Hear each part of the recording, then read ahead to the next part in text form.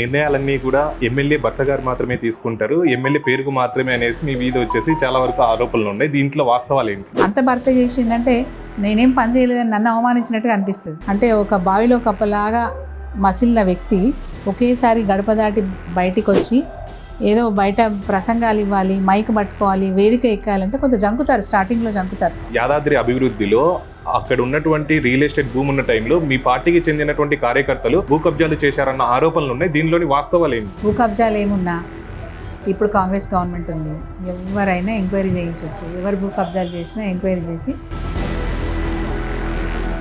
యాదగిరి చుట్టూ ఉన్న 100 ఎకరాలు బీఆర్ఎస్ నాయకుల చేతుల్లో ఉంది అన్న విమర్శలు చాలా వరకు వినిపిస్తున్నాయి మేడం. దీని మీద మీ స్పందన ఏంటి? తదాస్తు ఉంటే బాగుంటుంది, తదాస్తు ఉంటే బాగుంటుంది. అప్పుడు మేమేం చేయలేదు, కానీ అట్లా సంపాదించుకొని ఉంటే బాగుండేది. ఉంటే ఏంటంటే కనీసం ఇప్పుడైనా కాస్త ఏది ఖర్చు పెట్టుకొని పనిచేయడానికి అవకాశాలు ఉండేవి. మీరు కూడా ఏమన్నా మంత్రి పదవి ఆశించారా? ఇస్తే వద్దని ఎవరు అంటామా? ఇస్తే తీసుకునేవాళ్ళం. కాకపోతే నేను అడగకపోయినా నాకు విప్ ఇచ్చారు. వరుసగా 2 సార్లు మీరు భారీ మెజార్టీతో గెలిచారు, 30,000 మెజార్టీతో గెలిచారు. కానీ లాస్ట్ టైం 2023లో చూస్తే 3 రకాల కారణాలు ఉంటాయి. అంటే ఇప్పుడు 10 సంవత్సరాలు నేను ఉన్నా కాబట్టి ఈసారి ఎవరికైనా ఇద్దాం, 2 సార్లు ఓటు వేసినాం కదా ఉంటారు, ఈసారి ఎవరికైనా ఇద్దాం అనేవాళ్ళు కొంత ఉంటారు. రెండోది నా క్యాడర్లో కూడా 9 పనులు అయ్యి 1 పని కాలేదనుకోండి అప్సెట్ అవుతారు. నేను పోతే మేడం ఈ పని చేయలేదు, అక్క ఈ పని చేయలేదు అని కొంత ఉంటుంది. ఆ రోజు వరకు నారాజు ఉంటారు. ఎలక్షన్ తర్వాత బాధపడ్డలు కూడా ఉన్నారు. నన్ను పార్టీ పరంగా కానీ వ్యక్తిగతంగా కానీ డ్యామేజ్ చేసే ప్రయత్నం చేసినాం. జరుగుతుంటాయి రాజకీయాలు, అట్లాంటివి జరుగుతాయి కదా. వాళ్ళు అనుకునేది జరగాలి, జరగకపోతే కోపాలు వస్తాయి. ఓన్లీ ఎన్నికల కోసం 2 పార్టీల నుంచి 160 కోట్ల రూపాయలు ఖర్చు పెట్టారనేసి వార్తలు వినిపించాయి. బ్రదర్, నేను కనుక 160 కోట్లు ఖర్చు మీరు ఒక్కరే కాదు మేడం, 2 పార్టీలు కలిపి. ఇక నాకు వాళ్ళ సంగతి నాకేం తెలుసు బ్రదర్. నా దగ్గర డబ్బులు బాగుంటే నేనే గెలుతున్నాము. అందుకే మీ దగ్గర డబ్బులు లేవు కాబట్టి మీరు 60 కోట్లు ఖర్చు పెట్టారు కాబట్టి ఓడిపోయారు. ఐలయ్య గారు 100 కోట్లు ఖర్చు పెట్టారు కాబట్టి గెలిచారు. నేను 60 కోట్లు ఖర్చు పెట్టినా గెలుస్తుంటే, విన్నారా? నేను 60 కోట్లు ఖర్చు పెట్టినా గెలుస్తుంటే. ఆలేరు కాన్స్టిట్యున్సీలో వీళ్ళ ఐలయ్య గారు గెలవడానికి ఆయన వ్యక్తిగత ఇమేజా మేడం, లేదంటే మీ మీద ఉన్నటువంటి వ్యతిరేకత? నా మీద కొంత వ్యతిరేకత ఎట్లాగో ఉంటుంది, నా క్యాడర్లో వ్యతిరేకత ఉంటుంది, ప్రజల్లో వ్యతిరేకత నాకు లేదు. అలాగే 10 సంవత్సరాల బీఆర్ఎస్ పరిపాలనలో అహంకారమే పార్టీ యొక్క గ్రాఫ్ పడిపోవడానికి కారణం అనేసి చాలా మంది అంటున్నారు. దీని మీద మీ అభిప్రాయం ఏంటి? నేను కూడా 4 సార్లు పోయి వెనక్కి వచ్చిన. సార్ బిజీ ఉన్నారమ్మా రేపు రండి అంటే వెనక్కి వచ్చిన. ఎల్పీ సమావేశం అంటే మా ఎమ్మెల్సీలు, మా ఎమ్మెల్యేలు, మా ఎంపీలు, మా కార్పొరేషన్ చైర్మన్లు ఉంటారు. అందరి సమక్షంలో ఒక ఎమ్మెల్యేని నిలబెట్టి ఎంత అవమానం అండి అది. అవమానమా కదా? అక్రమ మైనింగ్ కానీ, అక్రమ దందాలు కానీ, అక్రమంగా భూములు కొనుగోలు చేయడం కానీ ఎక్కడ కూడా మా పాత్ర ఇసుక అంతా కూడా ఉండదు. మేమంత నిజాయితీగా బతికినాం. అంత నిజాయితీగా మేము అక్కడ ఉన్నన్ని రోజులు మా కార్యక్రమాలు కానీ, మా పార్టీ కార్యక్రమాలు కానీ, అభివృద్ధి కార్యక్రమాలు కానీ ఎక్కడ కూడా మచ్చబడకుండా బతికినాం. నేను ఉన్నా, నేను పోయినా ఇదే రికార్డు ఉంటుంది. పోయినా అంటే రాజకీయంగా అంటలేను, నేను గతించినా నా రికార్డు ఇదే ఉండాలి, నా కోరిక అది.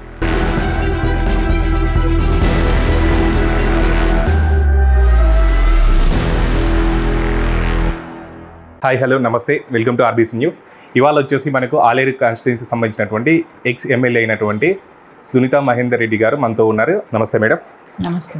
రాజకీయ చరిత్ర కనుక చూసుకున్నట్లయితే కనుక మీరు ఎంపీపీ నుంచి సర్పంచ్గా పోటీ చేయడం జరిగింది. సర్పంచ్ నుంచి డైరెక్ట్గా ఎమ్మెల్యేగా అయ్యారు కదా మేడం.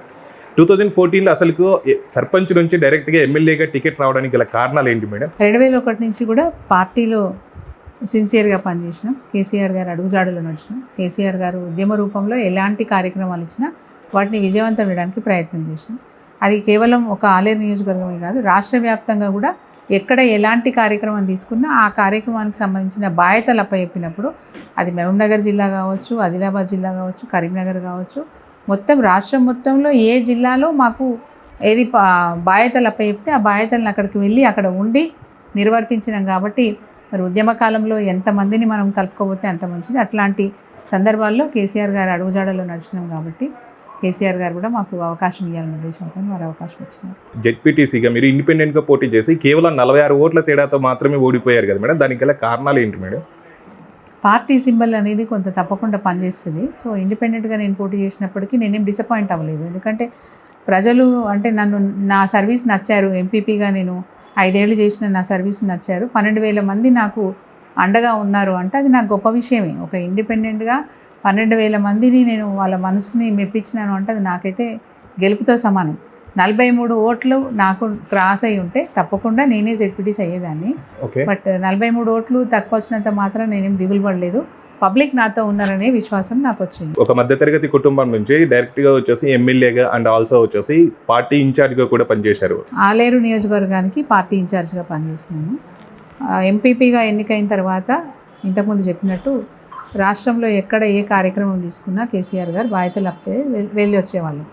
సో అందులో భాగంగానే నియోజకవర్గంలో కూడా 2009లోనే మా నియోజకవర్గం అంతకుముందు ఎస్సీ రిజర్వేషన్ 2009లో డీలిమిటేషన్ వల్ల అది జనరల్ అయింది. జనరల్ అయినప్పుడు మేము కూడా టికెట్ ఆశించినాం, అడిగాం. ఓకే. కేసీఆర్ గారు అప్పుడు అనుకూలంగా ఉన్నారు, ఇస్తానని కూడా అనుకున్నారు. బట్ పరిస్థితులు కొంచెం మారినాయి. తెలుగుదేశం పార్టీతో సిపిఎం సిపిఐ పార్టీలతోని పొత్తుపోవడం వల్ల, అలయన్స్ ఉండడం వల్ల కొన్ని సీట్లు సర్దుబాటు చేయవలసి వచ్చింది. సో ఆ సర్దుబాటులో భాగంగా నన్ను వద్దన్నారు. నన్ను అప్పుడు ఆ టైంలో నన్ను డ్రాప్ అవ్వమన్నారు. పార్టీలో ఫౌండర్ మెంబర్గా ఉన్న కేసీఆర్ గారితో పాటు పనిచేసిన మరి కల్లెం యారెడ్డి గారు సీనియర్ నాయకుడు, సో వారికి టికెట్ ఇవ్వవలసి వచ్చింది సార్. అట్లా 2009లో నన్ను డ్రాప్ చేయించారు.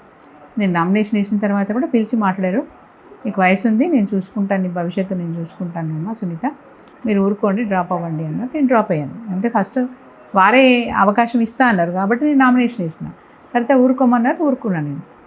ఆ తర్వాత కల్లెం యారెడ్డి గారు ఓటమి పాలైన తర్వాత రాష్ట్ర వ్యాప్తంగా నియోజకవర్గాల ఇన్ఛార్జిని వారు నియమించే సమయంలో మహిళా నాయకురాలుగా చురుకుగా పనిచేస్తుంది సునీత కాబట్టి సునీతను ఆలేరు నియోజకవర్గంలో ఉండనివ్వండి అని చెప్పి 2009లో నాకు ఇన్ఛార్జ్ బాధ్యతలు ఇచ్చారు. 2009 నుంచి 14 వరకు 5 సంవత్సరాల పాటు నేను నియోజకవర్గ ఇన్ఛార్జ్గా పనిచేసినాను. దాంతోపాటు 2009లోనే ఆగస్టులో పొలిట్ బ్యూరో కమిటీ వేశారు పార్టీలో. పొలిట్ బ్యూరో కమిటీ ఫస్ట్ 15 మందితో పొలిట్ బ్యూరో కమిటీ వేసినారు. అందులో నేను ఒక మహిళగా ఉన్నాను. ఒకే ఒక్క మహిళగా నాకు అవకాశం ఇచ్చినారు పొలిట్ బ్యూరో కమిటీలో. అంతకంటే గొప్ప అవకాశాలు ఏమి ఉండవు పార్టీలో. అంటే అంత స్థాయిలో కేసీఆర్ గారు చైర్పర్సన్లో మనం ఒక పొలిట్ బ్యూరో కమిటీగా ఉండడం అంటే అది చాలా గొప్ప అదృష్టం. అంటే ఎంతో మనసు పెట్టి పనిచేస్తే, ఎంతో కష్టపడితే, హార్డ్ వర్క్ చేస్తే తప్ప అట్లాంటి అవకాశాలు ఇవ్వరు, అట్లాంటి ప్రోత్సాహం రాదు. సో అది వచ్చిన తర్వాత ఇంకా గట్టిగా బాధ్యతగా పనిచేసినాం. నియోజకవర్గంలో కూడా గ్రామం తిరిగి అన్ని గ్రామాలలో జెండా దిమ్మలతో పాటు అన్ని గ్రామాలలో గ్రామ కమిటీ అంటే కేవలం పార్టీ యొక్క కమిటీయే కాకుండా రైతు కమిటీలు, అట్లా క్యాడర్ని పెంచుకుంటూ పోయినాం. రైతు కమిటీలు, యువజన కమిటీలు, విద్యార్థి కమిటీలు, మహిళా కమిటీలు, ఆ ఊర్లో మైనారిటీలు ఉంటే మైనారిటీ కమిటీలు, ఎస్టీలు ఉంటే ఎస్టీ కమిటీ, ఎస్సీ ఉంటే ఎస్సీ కమిటీ, బీసీ ఉంటే బీసీ కమిటీ. సో ఆ విధంగా క్యాడర్ని పెంచుకుంటూ పోయినాం. ప్రతి నియోజకవర్గంలో ప్రతి గ్రామంలో అట్లా క్యాడర్ని పెంచుకుంటూ పార్టీని బలోపేతం చేసినాం, పటిష్టంగా చేసుకున్నాం. సో పార్టీ పటిష్టమైంది కాబట్టి మళ్ళీ 2014లో ఎన్నికలు వచ్చినప్పుడు ముఖ్యమంత్రి గారు ఇన్ఛార్జ్గా నేను నిర్వర్తించిన బాధ్యతను మెచ్చినారు కాబట్టి నాకు అవకాశం ఇచ్చినారు. సో అట్లా నేను ఎంపీపీ నుంచి సర్పంచ్ నుంచి ఎమ్మెల్యే అయినాను. మీరు 10 సంవత్సరాలు ఎమ్మెల్యేగా చేశారు కదా మేడం, మీ కాన్స్టిట్యున్సీకి మీ 10 సంవత్సరాల్లో మీరు చేసిన డెవలప్మెంట్ ఏంటంటే ఏం చెప్తారు మేడం? నేను గర్వంగా చెప్పుకునేది, నేను ఎమ్మెల్యే అయినప్పుడు అంటే 2009లో ఇన్ఛార్జ్, ఆ ఇన్ఛార్జ్గా ఉన్నప్పుడు నియోజకవర్గం తిరుగుతున్నప్పుడు కొంత బాధ కూడా అనిపించేది. గ్రామ పంచాయతీలకే రోడ్లు లేవు. గ్రామ పంచాయతీకి కొన్ని గ్రామ పంచాయతీలకు 2-3 మధ్యలో గ్రామాలు ఉంటాయి, హ్యామ్లెట్ గ్రామాలు అంటాం. నేను హ్యామ్లెట్స్ గురించి చెప్పట్లేదు, ఊర్ల గురించి చెప్పట్లేదు. గ్రామ పంచాయతీకే రోడ్లు లేని గ్రామ పంచాయతీలు 42 ఉన్నాయి. నేను 2009 నుంచి 14 ఇన్ఛార్జ్ ఉన్నప్పుడు నేను గమనించినవి అవన్నీ కూడా. రోడ్లు సరిగా లేకపోవడం, విద్యకు వైద్యానికి అవకాశాలు లేకపోవడం, చాలా ఇబ్బందులు పడ్డ ప్రజల్ని చూసిన నేను. పైగా మా ప్రాంతం చాలా కరువు ప్రాంతం. పంటలు పండించలేక రైతులు తప్పని పరిస్థితిలో పాడి పరిశ్రమను కొందరు ఎంచుకున్నారు ధైర్యంగా. పాడి పరిశ్రమను ఎంచుకొని వాళ్ళు హైదరాబాద్కో భువనగిరికో పోయి దుకాణాలలో అక్కడిక్కడ కూలీలుగా మారినారు. చిన్న కంపెనీలలో మరి కూలీలుగా మారి పనిచేసుకుంటూ ఉండే. సో అట్లాంటి ఆలేరులో తప్పకుండా అభివృద్ధి చేయాలనే ఒక కసి నాలో ఉండే. ఎందుకు కొట్లాడుతున్నాం తెలంగాణ కోసం, తెచ్చిన తెలంగాణ బాగు చేసుకోవాలనే ఒక బాధ్యత, ఒక కసి ఉండే మాకు. సో ఆ కసితో పనిచేసినాం కాబట్టి నా అదృష్టం ఏంటంటే నేను 2014లో ప్రజలు ఏం కోరుకుంటున్నారో నాకు తెలుసు, ప్రజల్లో ఏం బాధ ఉందో నాకు తెలుసు. 5 సంవత్సరాలు నేను ఇన్ఛార్జ్గా ఊరూరు తిరిగినాను కాబట్టి నేను 2014లో ఎన్నికలప్పుడు ప్రతి ఊరికి వెళ్ళి నేను చెప్పిన మాట మరి భగవంతుడు పలికిచ్చినాడో నాకు తెలియదు, కానీ తప్పకుండా నీళ్ళు తీసుకొచ్చే బాధ్యత నాది. మన చెరువు బాగు చేయించుకుందాం, మన కుంటలు బాగు చేయించుకుందాం, ప్రతి వర్షపు చుక్కను మనం నింపుకుందాం, పంటలు పండించుకుందాం, మన ప్రాంతాన్ని బాగు చేసుకుందాం, తాగునీళ్ళకు కూడా కష్టమవుతుంది మనకు, చెరువులు కుంటలు బాగు చేసుకుందాం అని చెప్పి నేను ప్రతి ఊర్లో ఇదే ప్రచారం పెట్టిన. రోడ్ లేని ఊర్లకు రోడ్ వేపిస్తా అని చెప్పి నేను ప్రచారం పెట్టాను. మీ ఊరికి రోడ్ వేపిస్తా అని చెప్పి ప్రచారం పెట్టు. అట్లా నేను ప్రచారంలోకి వెళ్ళాను. అట్లాంటిది అదృష్టం ఏంటంటే నేను ఎన్నికల్లో గెలిచిన తర్వాత కేవలం 40 రోజులకే అనుకుంటా కేసీఆర్ గారు మిషన్ కాకతీయ పథకాన్ని తీసుకొచ్చినారు. అప్పుడు నాకు అనిపించింది భగవంతుడే పలికిచ్చినాడు అనిపించింది. సో మిషన్ కాకతీయ పథకాన్ని నేను 100% వినియోగించుకున్నాను. నా నియోజకవర్గంలో 534 చెరువులు బాగు చేయించిన. పట్టుబట్టి ఫేజ్ మేనర్లో ఒక సంవత్సరంలో 125, ఒక సంవత్సరంలో 140, ఒక సంవత్సరం 140, అట్లా పట్టుబట్టి 524 చెరువులు బాగు చేయించుకున్నాను. ఈ చెరువులు బాగు చేయించుకుంటున్న క్రమంలో మా బీఆర్ఎస్ పార్టీకి ప్రతి మండలంలో ఒక పవర్ పాయింట్ ప్రెజెంటేషన్ నేనే ఇచ్చిన. మా ఇరిగేషన్ శాఖ అధికారుల సహకారం తీసుకొని ఏఈలు, డిఈలు, ఈఈలు, వర్క్ ఇన్స్పెక్టర్లు వీళ్ళందరితో కూర్చొని సమావేశాలు ఏర్పాటు చేసుకొని నేను ఒక పవర్ పాయింట్ ప్రెజెంటేషన్ తయారు చేసుకొని మా క్యాడర్కి, మా మండల్ క్యాడర్కి నేను స్వయంగా పవర్ పాయింట్ ప్రెజెంటేషన్ ఇచ్చిన. ఏమని చెప్పినాను అంటే ఈ చెరువు బాగైంది, ఈ చెరువు బాగైంది, ఈ కుంట బాగైంది. సో గతంలో మీరు చిన్ననాటి నుంచి ఆ ఊర్లో ఉన్నారు, నాకు తెలియదు, మీరు ఆ ఊర్లో ఉన్నారు. ఈ చెరువు నిండితే అలుగు బారితే ఎక్కడ పోతాయి నీళ్ళు, కింద చెరువులోకి వస్తున్నాయి. అట్లాంటప్పుడు మీరు సర్వే చేయండి, పార్టీగా మన బాధ్యతగా మీరు సర్వే చేయండి. ఈ కింద చెరువులోకి మన చెరువులకు నీళ్ళు రావాలంటే పైన చెరువులో నీళ్ళు నిండితే వస్తాయి. ఈ కాలువ బాగుందా లేదా, కబ్జాకు గురైందా, అందులో ఏమన్నా పిచ్చి మొక్కలు వచ్చినాయా, కాలువ ఊరకపోయిందా, ఇది మీరు సర్వే చేయాలా అని చెప్పి ప్రతి మండలంలో, అప్పుడు 7 మండలాలు ఉండే, ప్రతి మండలంలో 8 చేసుకున్నాం. 8 మండలాల్లో కూడా నేను పవర్ పాయింట్ ప్రెజెంటేషన్ ఇచ్చి మా బీఆర్ఎస్ పార్టీ క్యాడర్ని నేను జాగృతం చేసి వెళ్ళి చేయండి అని చెప్పినాను. వాళ్ళు ఎక్కడెక్కడైతే కబ్జాకు గురైందన్నారో అక్కడ బాజాబ్తా కాలువలు మళ్ళీ తీయించుకున్నాం. చెప్పలేం, వర్షం వస్తే మరి చెరువు నిండితే అలుగు వారితే నీళ్ళు అటు ఇటు పోవద్దు కదా. అట్లా ఇరిగేషన్ శాఖ మీద మంచి పట్టు సాధించి ప్రతి ఊర్లలో చెరువులు నింపుకునే ఆలోచన చేసినాం, చాలా గట్టిగా చేసుకున్నాం. ఈ క్రమంలో మాకు ఇంకా కూడా ఆలోచన ఏమొచ్చిందంటే చెరువులు లేని చోట, కుంటలు లేని చోట, గ్రామాలకు ఇబ్బందిగా ఉన్న చోట కాలువ పక్క నుంచే పోతుంది కానీ ఊర్లకు నీళ్ళు తీసుకునే పరిస్థితి లేదు. అక్కడ చెక్ డ్యామ్స్ ప్లాన్ చేసినాం. నిజంగా అప్పుడున్న అధికారులు ఈ గారు కానీ, డిఈ కానీ, ఏఈ కానీ నాకు బాగా సహకరించినారు. అంటే నా పట్టుదల చూసి వాళ్ళు కూడా బాగా సహకరించినారు. ఎక్కడెక్కడ చెక్ డ్యామ్ ఫీజిబిలిటీ ఉంటుంది, అంటే ఎక్కడ సూట్ అవుతుంది, ఎక్కడ మనకు అవసరం ఉంది, అది పెద్దదా చిన్నదా అని నాకు గైడ్ చేసేవాళ్ళు. సో అట్లా వాళ్ళ సహకారంతో నా నియోజకవర్గంలో అటు చెరువులు, చెక్ డ్యామ్లు బ్రహ్మాండంగా చేసుకున్నాం. కాబట్టి ఇప్పుడు కరువు లేదు నా కాన్స్టిట్యున్సీలో, ఇప్పుడు కరువు లేదని చెప్తాను. దానికి తోడు కేసీఆర్ గారి కాళేశ్వరం, ఆయన పెద్ద కళ అది, ఆ కళ సాకారమైంది. ఆ నీళ్ళు కూడా మా కాన్స్టిట్యున్సీకి వచ్చినాయి. తద్వారా ఎడారిగా ఉన్న ప్రాంతం సస్యశ్యామలమైనందుకు నేను సంతోషిస్తున్నాను. అండ్ రోడ్లు కూడా నేనే మాట అయితే ప్రజలకు చెప్పినానో, ఫస్ట్ ఫేజ్లో అన్నీ చేయకపోయినా సెకండ్ ఇయర్కి వచ్చేసరికి, అంటే 2020కి వచ్చేసరికి దాదాపుగా 90% రోడ్లు పూర్తి చేసిన. ఓకే, గ్రామ పంచాయతీలకు 90% రోడ్లు పూర్తి చేసిన. తాండాలకు కూడా 80% రోడ్లు పూర్తి చేసిన. ఇక లాస్ట్లో 23లో మళ్ళీ మాకు ఎలక్షన్స్ అయినాయి కదా, 22 వరకు కూడా దాదాపుగా 98% పూర్తి చేసిన. నాకు గుర్తున్నంత వరకు మేము శాంక్షన్ ఇచ్చినవి కూడా పనులు స్టార్ట్ కాలేదు, మాకు ఎలక్షన్ కోడ్ వల్ల స్టార్ట్ కాలేదు. ఇప్పటికి ఒక 2 గ్రామాలు లేదు తప్ప మిగతా అన్నీ కంప్లీట్ అయిపోయింది. ఇంకేం కావాలి చెప్పండి? రోడ్లు ప్రధానమైనవి, మౌలిక సదుపాయాలు, ప్రజలకు కావాల్సినవి, స్కూల్కి వెళ్ళాలన్నా, కాలేజ్కి వెళ్ళాలన్నా, పనికి వెళ్ళాలన్నా రోడ్లు కావాలి. రోడ్డు ఉంటే బస్సు వస్తుంది, రోడ్డు ఉంటే ఆటో వస్తుంది, రోడ్డు ఉంటే వీళ్ళ బైక్ అయినా ఈజీగా వెళ్ళగలుగుతారు, ఈజీగా రాగలుగుతారు. సో రోడ్ అనేది ఒక పెద్ద ఛాలెంజ్. రెండోది నీళ్లు తీసుకురావడం అనేది పెద్ద ఛాలెంజ్.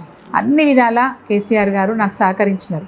సార్ ఇక్కడ కాలువ తీస్తే నాకు ఉపయోగం, సార్ అక్కడి నుంచి లింక్ కలిపితే నాకు ఉపయోగం, సార్ అక్కడి నుంచి మాకు లింక్ వస్తే ఉపయోగం, ఎక్కడ ఏది అడిగితే సార్ ఇక్కడ చెక్ డ్యామ్లు కావాలి అంటే ఎన్నంటే అన్నిచ్చినారు. అంత లిబరల్గా నేను ఏది అడిగినా ఇచ్చినారు. కాబట్టి నా కాన్స్టిట్యున్సీలో బ్రహ్మాండంగా నేను డెవలప్ చేసుకోగలిగిన, అది నాకున్న తృప్తి. కేవలం ప్రభుత్వం ద్వారా వస్తున్న నిధులే కాకుండా నేను నాకు ఒక ఎన్జిఓ ఆర్గనైజేషన్ ఉంది. నేను ఎవరి దగ్గర చారిటీ ఎవరిని అడగను. ఒక్కసారి అడిగినాను. ఆ ఒక్క చారిటీ కూడా కలెక్టర్కి ఇప్పించి తీసుకున్నాను. ఏం చేసినాను అంటే చారిటీస్ తీసుకొని, అంటే ఎట్లా నా చేతికి ఏం తీసుకొని, ఎట్టి పరిస్థితులు నా చేతికి తీసుకొని సోషల్ ఆర్గనైజేషన్స్ కొన్ని సిఎస్ఆర్ ఫండ్స్ ఇస్తారు. అంటే కార్పొరేట్ సంస్థలు సిఎస్ఆర్ ఫండ్స్ ఇస్తారు.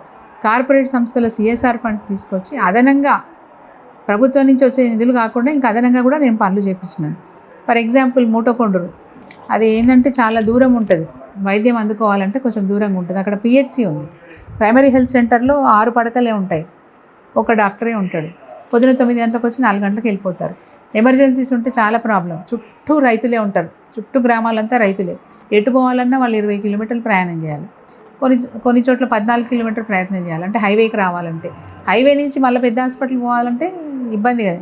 సో అట్లాంటి హాస్పిటల్లో 30 పడకల ఆసుపత్రి సిఎస్ఆర్ ఫండ్స్తో కట్టించాను. 64 లక్షలతో కట్టించినాం. ఫుల్ ఫర్నిచర్ ఇచ్చినాం, ఆక్సిజన్ సిలిండర్స్తో సహా అన్నీ అక్కడ మేము ప్రొవైడ్ చేసినాం. సో దాన్ని వెంటనే వీడియో తీయించి, ఇనాగరేషన్ చేసిన రోజు వీడియో తీయించి, అప్పుడు మన వైద్య ఆరోగ్య శాఖ మంత్రి గారు హరీష్ రావు గారు ఉండే, వారికి వీడియో చూపిస్తే వారు మెచ్చుకొని వెంటనే నాకు 2 రోజుల్లో జీవో ఇచ్చారు. 24/7 హాస్పిటల్ సర్వీస్ ఇచ్చినట్టుగా జీవో ఇచ్చారు. దాంతోపాటు పోస్టులు మంజూరు చేశారు. ఒక డాక్టర్ సరిపోరుగా 3 డాక్టర్లు ఉండాలి. సో పోస్టులు మంజూరు చేసి ఆ డాక్టర్ తగ్గట్టుగా స్టాఫ్ను కూడా మంజూరు చేసినారు. సో అట్లా ఒక సక్సెస్ స్టోరీ.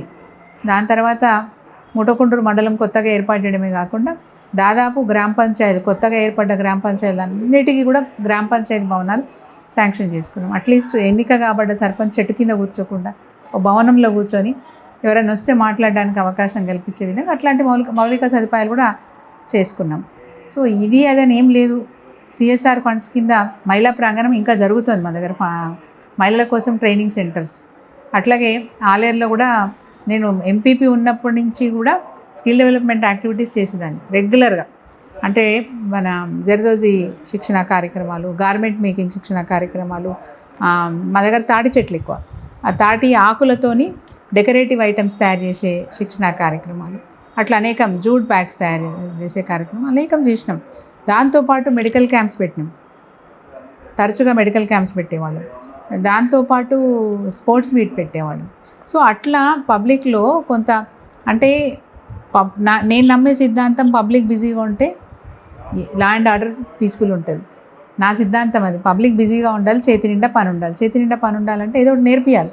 ఇంట్రెస్ట్ ఉన్న వాళ్ళకి ఏదో ఒక అగరబత్తి మేకింగ్ నేర్పించాము, పేపర్ ప్లేట్ మేకింగ్ నేర్పించాము, కొన్ని యూనిట్స్ పెట్టించినాం. బ్యాంకర్స్తో మాట్లాడి వాళ్ళకు బ్యాంక్ లోన్ ఇప్పించి యూనిట్స్ పెట్టించినాం. సో అట్లా సక్సెస్ అయినాం. ఇప్పుడు మీరు చెప్పినవన్నీ ఈ యూనిట్స్ పెట్టించాము, ఈ విధంగా స్వయం ఉపాధి కల్పించాము అండ్ ఆల్సో స్కిల్ నేర్పించాము అంటున్నారు కదా మేడం. ఇవి ప్రస్తుతానికి ఎన్ని రన్నింగ్లో ఉన్నాయంటారు మేడం? ఎన్ని ఈ మీరు ఏవైతే స్కిల్ నేర్పించి సొంతంగా పెట్టించారో వీటికి ఇప్పటికీ కూడా ఎన్ని నడుస్తూ ఉన్నాయి మేడం? నడుస్తున్నాయి.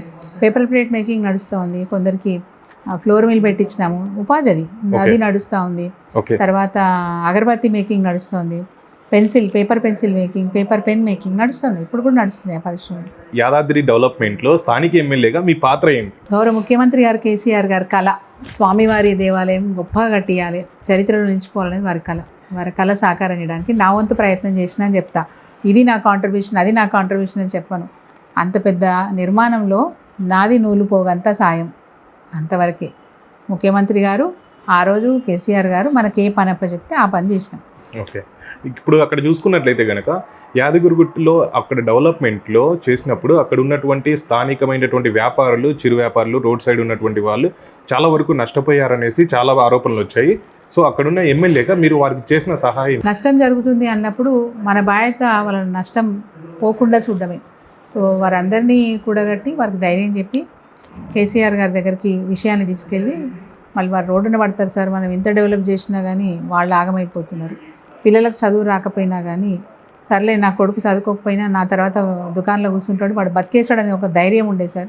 ఆ ధైర్యం పోయింది వాళ్ళకు అని చెప్పి అన్ని విధాలుగా వారికి నచ్చజెప్పే ప్రయత్నం చేస్తే, సార్ కూడా ఇంత గొప్ప నిర్మాణం చేసుకున్నది ఎందుకమ్మా, అభివృద్ధి ఎవరి కోసం, వచ్చే భక్తుల కోసమే కాదు కదా, ఈ దేవాలయం మీద ఆధారపడి ఉన్న వాళ్ళందరూ కూడా అభివృద్ధి చెందాలా, అంతే తప్ప వాళ్ళని ఏదో రోడ్డు మీద చేయడం, పడేయడం, ఆగం చేయడం కాదు కదా మన ఉద్దేశము. తప్పకుండా వాళ్ళకి సాయం చేద్దామన్నారు. దాని తగ్గట్టుగా షాపింగ్ కాంప్లెక్స్ కట్టించారు, కిందనే యారుగుట్ట కిందనే షాపింగ్ కాంప్లెక్స్ కట్టించినారు. ఇల్లు పోయిన ప్రతి ఒక్కరికి ఇంటికి ప్లాట్ ఇచ్చాము, ఆ వాల్యూ ఇచ్చాం. అంటే కన్స్ట్రక్షన్ వాల్యూ ఏదైతే ఇప్పుడు వాళ్ళు కోల్పోతున్నారో ఆ కన్స్ట్రక్షన్ వాల్యూ అమౌంట్ ఇచ్చాం. ప్రాపర్టీ వాల్యూ ఇచ్చినామన్నమాట. ప్లాట్ వాల్యూ, ప్రాపర్టీ వాల్యూ ఇస్తూ దాంతోపాటు షాపు పోయిన వాళ్ళకి షాపు కట్టిస్తాము, ఇల్లు పోయిన వారికి ప్లాట్లు ఇచ్చాం, ప్లాట్లు పట్టాలు కూడా ఇచ్చినాం. బ్యాడ్ లక్ ఏంటంటే ఇప్పుడు పట్టాలు ఎక్కడ ఇచ్చినాము, వాళ్ళకి టౌన్లో కావాలన్నారు, టౌన్ బయటకు వెళ్ళమన్నారు, టౌన్ బయట కొందరికి ఇచ్చినాం. టౌన్ లోపల కావాలన్న వాళ్ళు మెయిన్ రోడ్ మీద ఉన్నవాళ్ళు మాకు టౌన్ లోపలనే కావాలి అని అంటే ఇప్పుడున్న యాయరుగుట్ట బస్ డిపో ఉంది కదా, ఆ బస్ డిపోని పేపర్ మీద లేఅవుట్ చేసి ఇచ్చినాం. ఎందుకంటే బస్ డిపోకి కేసీఆర్ గారు చెప్పిన ప్రకారం వేరే లేఅవుట్లో వాళ్ళకి ల్యాండ్ అలొకేషన్ చేసి ఇమ్మీడియట్గా ఇక్కడి నుంచి అక్కడ షిఫ్ట్ చేయాలని చెప్పినాం. అప్పుడున్న మంత్రి గారు ఎవరు పట్టించుకోలేదు. అంటే అప్పుడు ట్రాన్స్పోర్ట్ మంత్రి పువ్వాడ అజయ్ కుమార్ గారు మాకు బడ్జెట్ లేదమ్మా ఇప్పుడు షిఫ్ట్ చేద్దామంటే ల్యాండ్ అలొకేషన్ అయిపోయింది వాళ్ళకు. 10 ఎకరాలు ఒక దగ్గర, 7 ఎకరాలు ఒక దగ్గర, బస్ స్టాండ్కి 7 ఎకరాలు, 10 ఎకరాలు డిపోకి ల్యాండ్ కూడా అలొకేట్ అయిపోయింది. వాళ్ళు అక్కడ డెవలప్ చేసుకొని ఇక్కడ ఉన్న షెడ్స్ అన్ని అటు షిఫ్ట్ చేసుకోవాల్సి ఉండే, ఆ పని జరగలేదు. ఎప్పుడైతే వీళ్ళు ఇప్పుడు కూడా వాళ్ళ దగ్గర పట్టాలు ఉన్నాయి, ఎప్పుడైతే ఇవి వెకేట్ అవుతాయో అక్కడ వాళ్లకు లేఅవుట్ చేసి ఇచ్చే అవకాశం ఉంది. సో ప్రభుత్వాలు మారినంత మాత్రాన అధికారులు అయితే ఉంటారు కదా.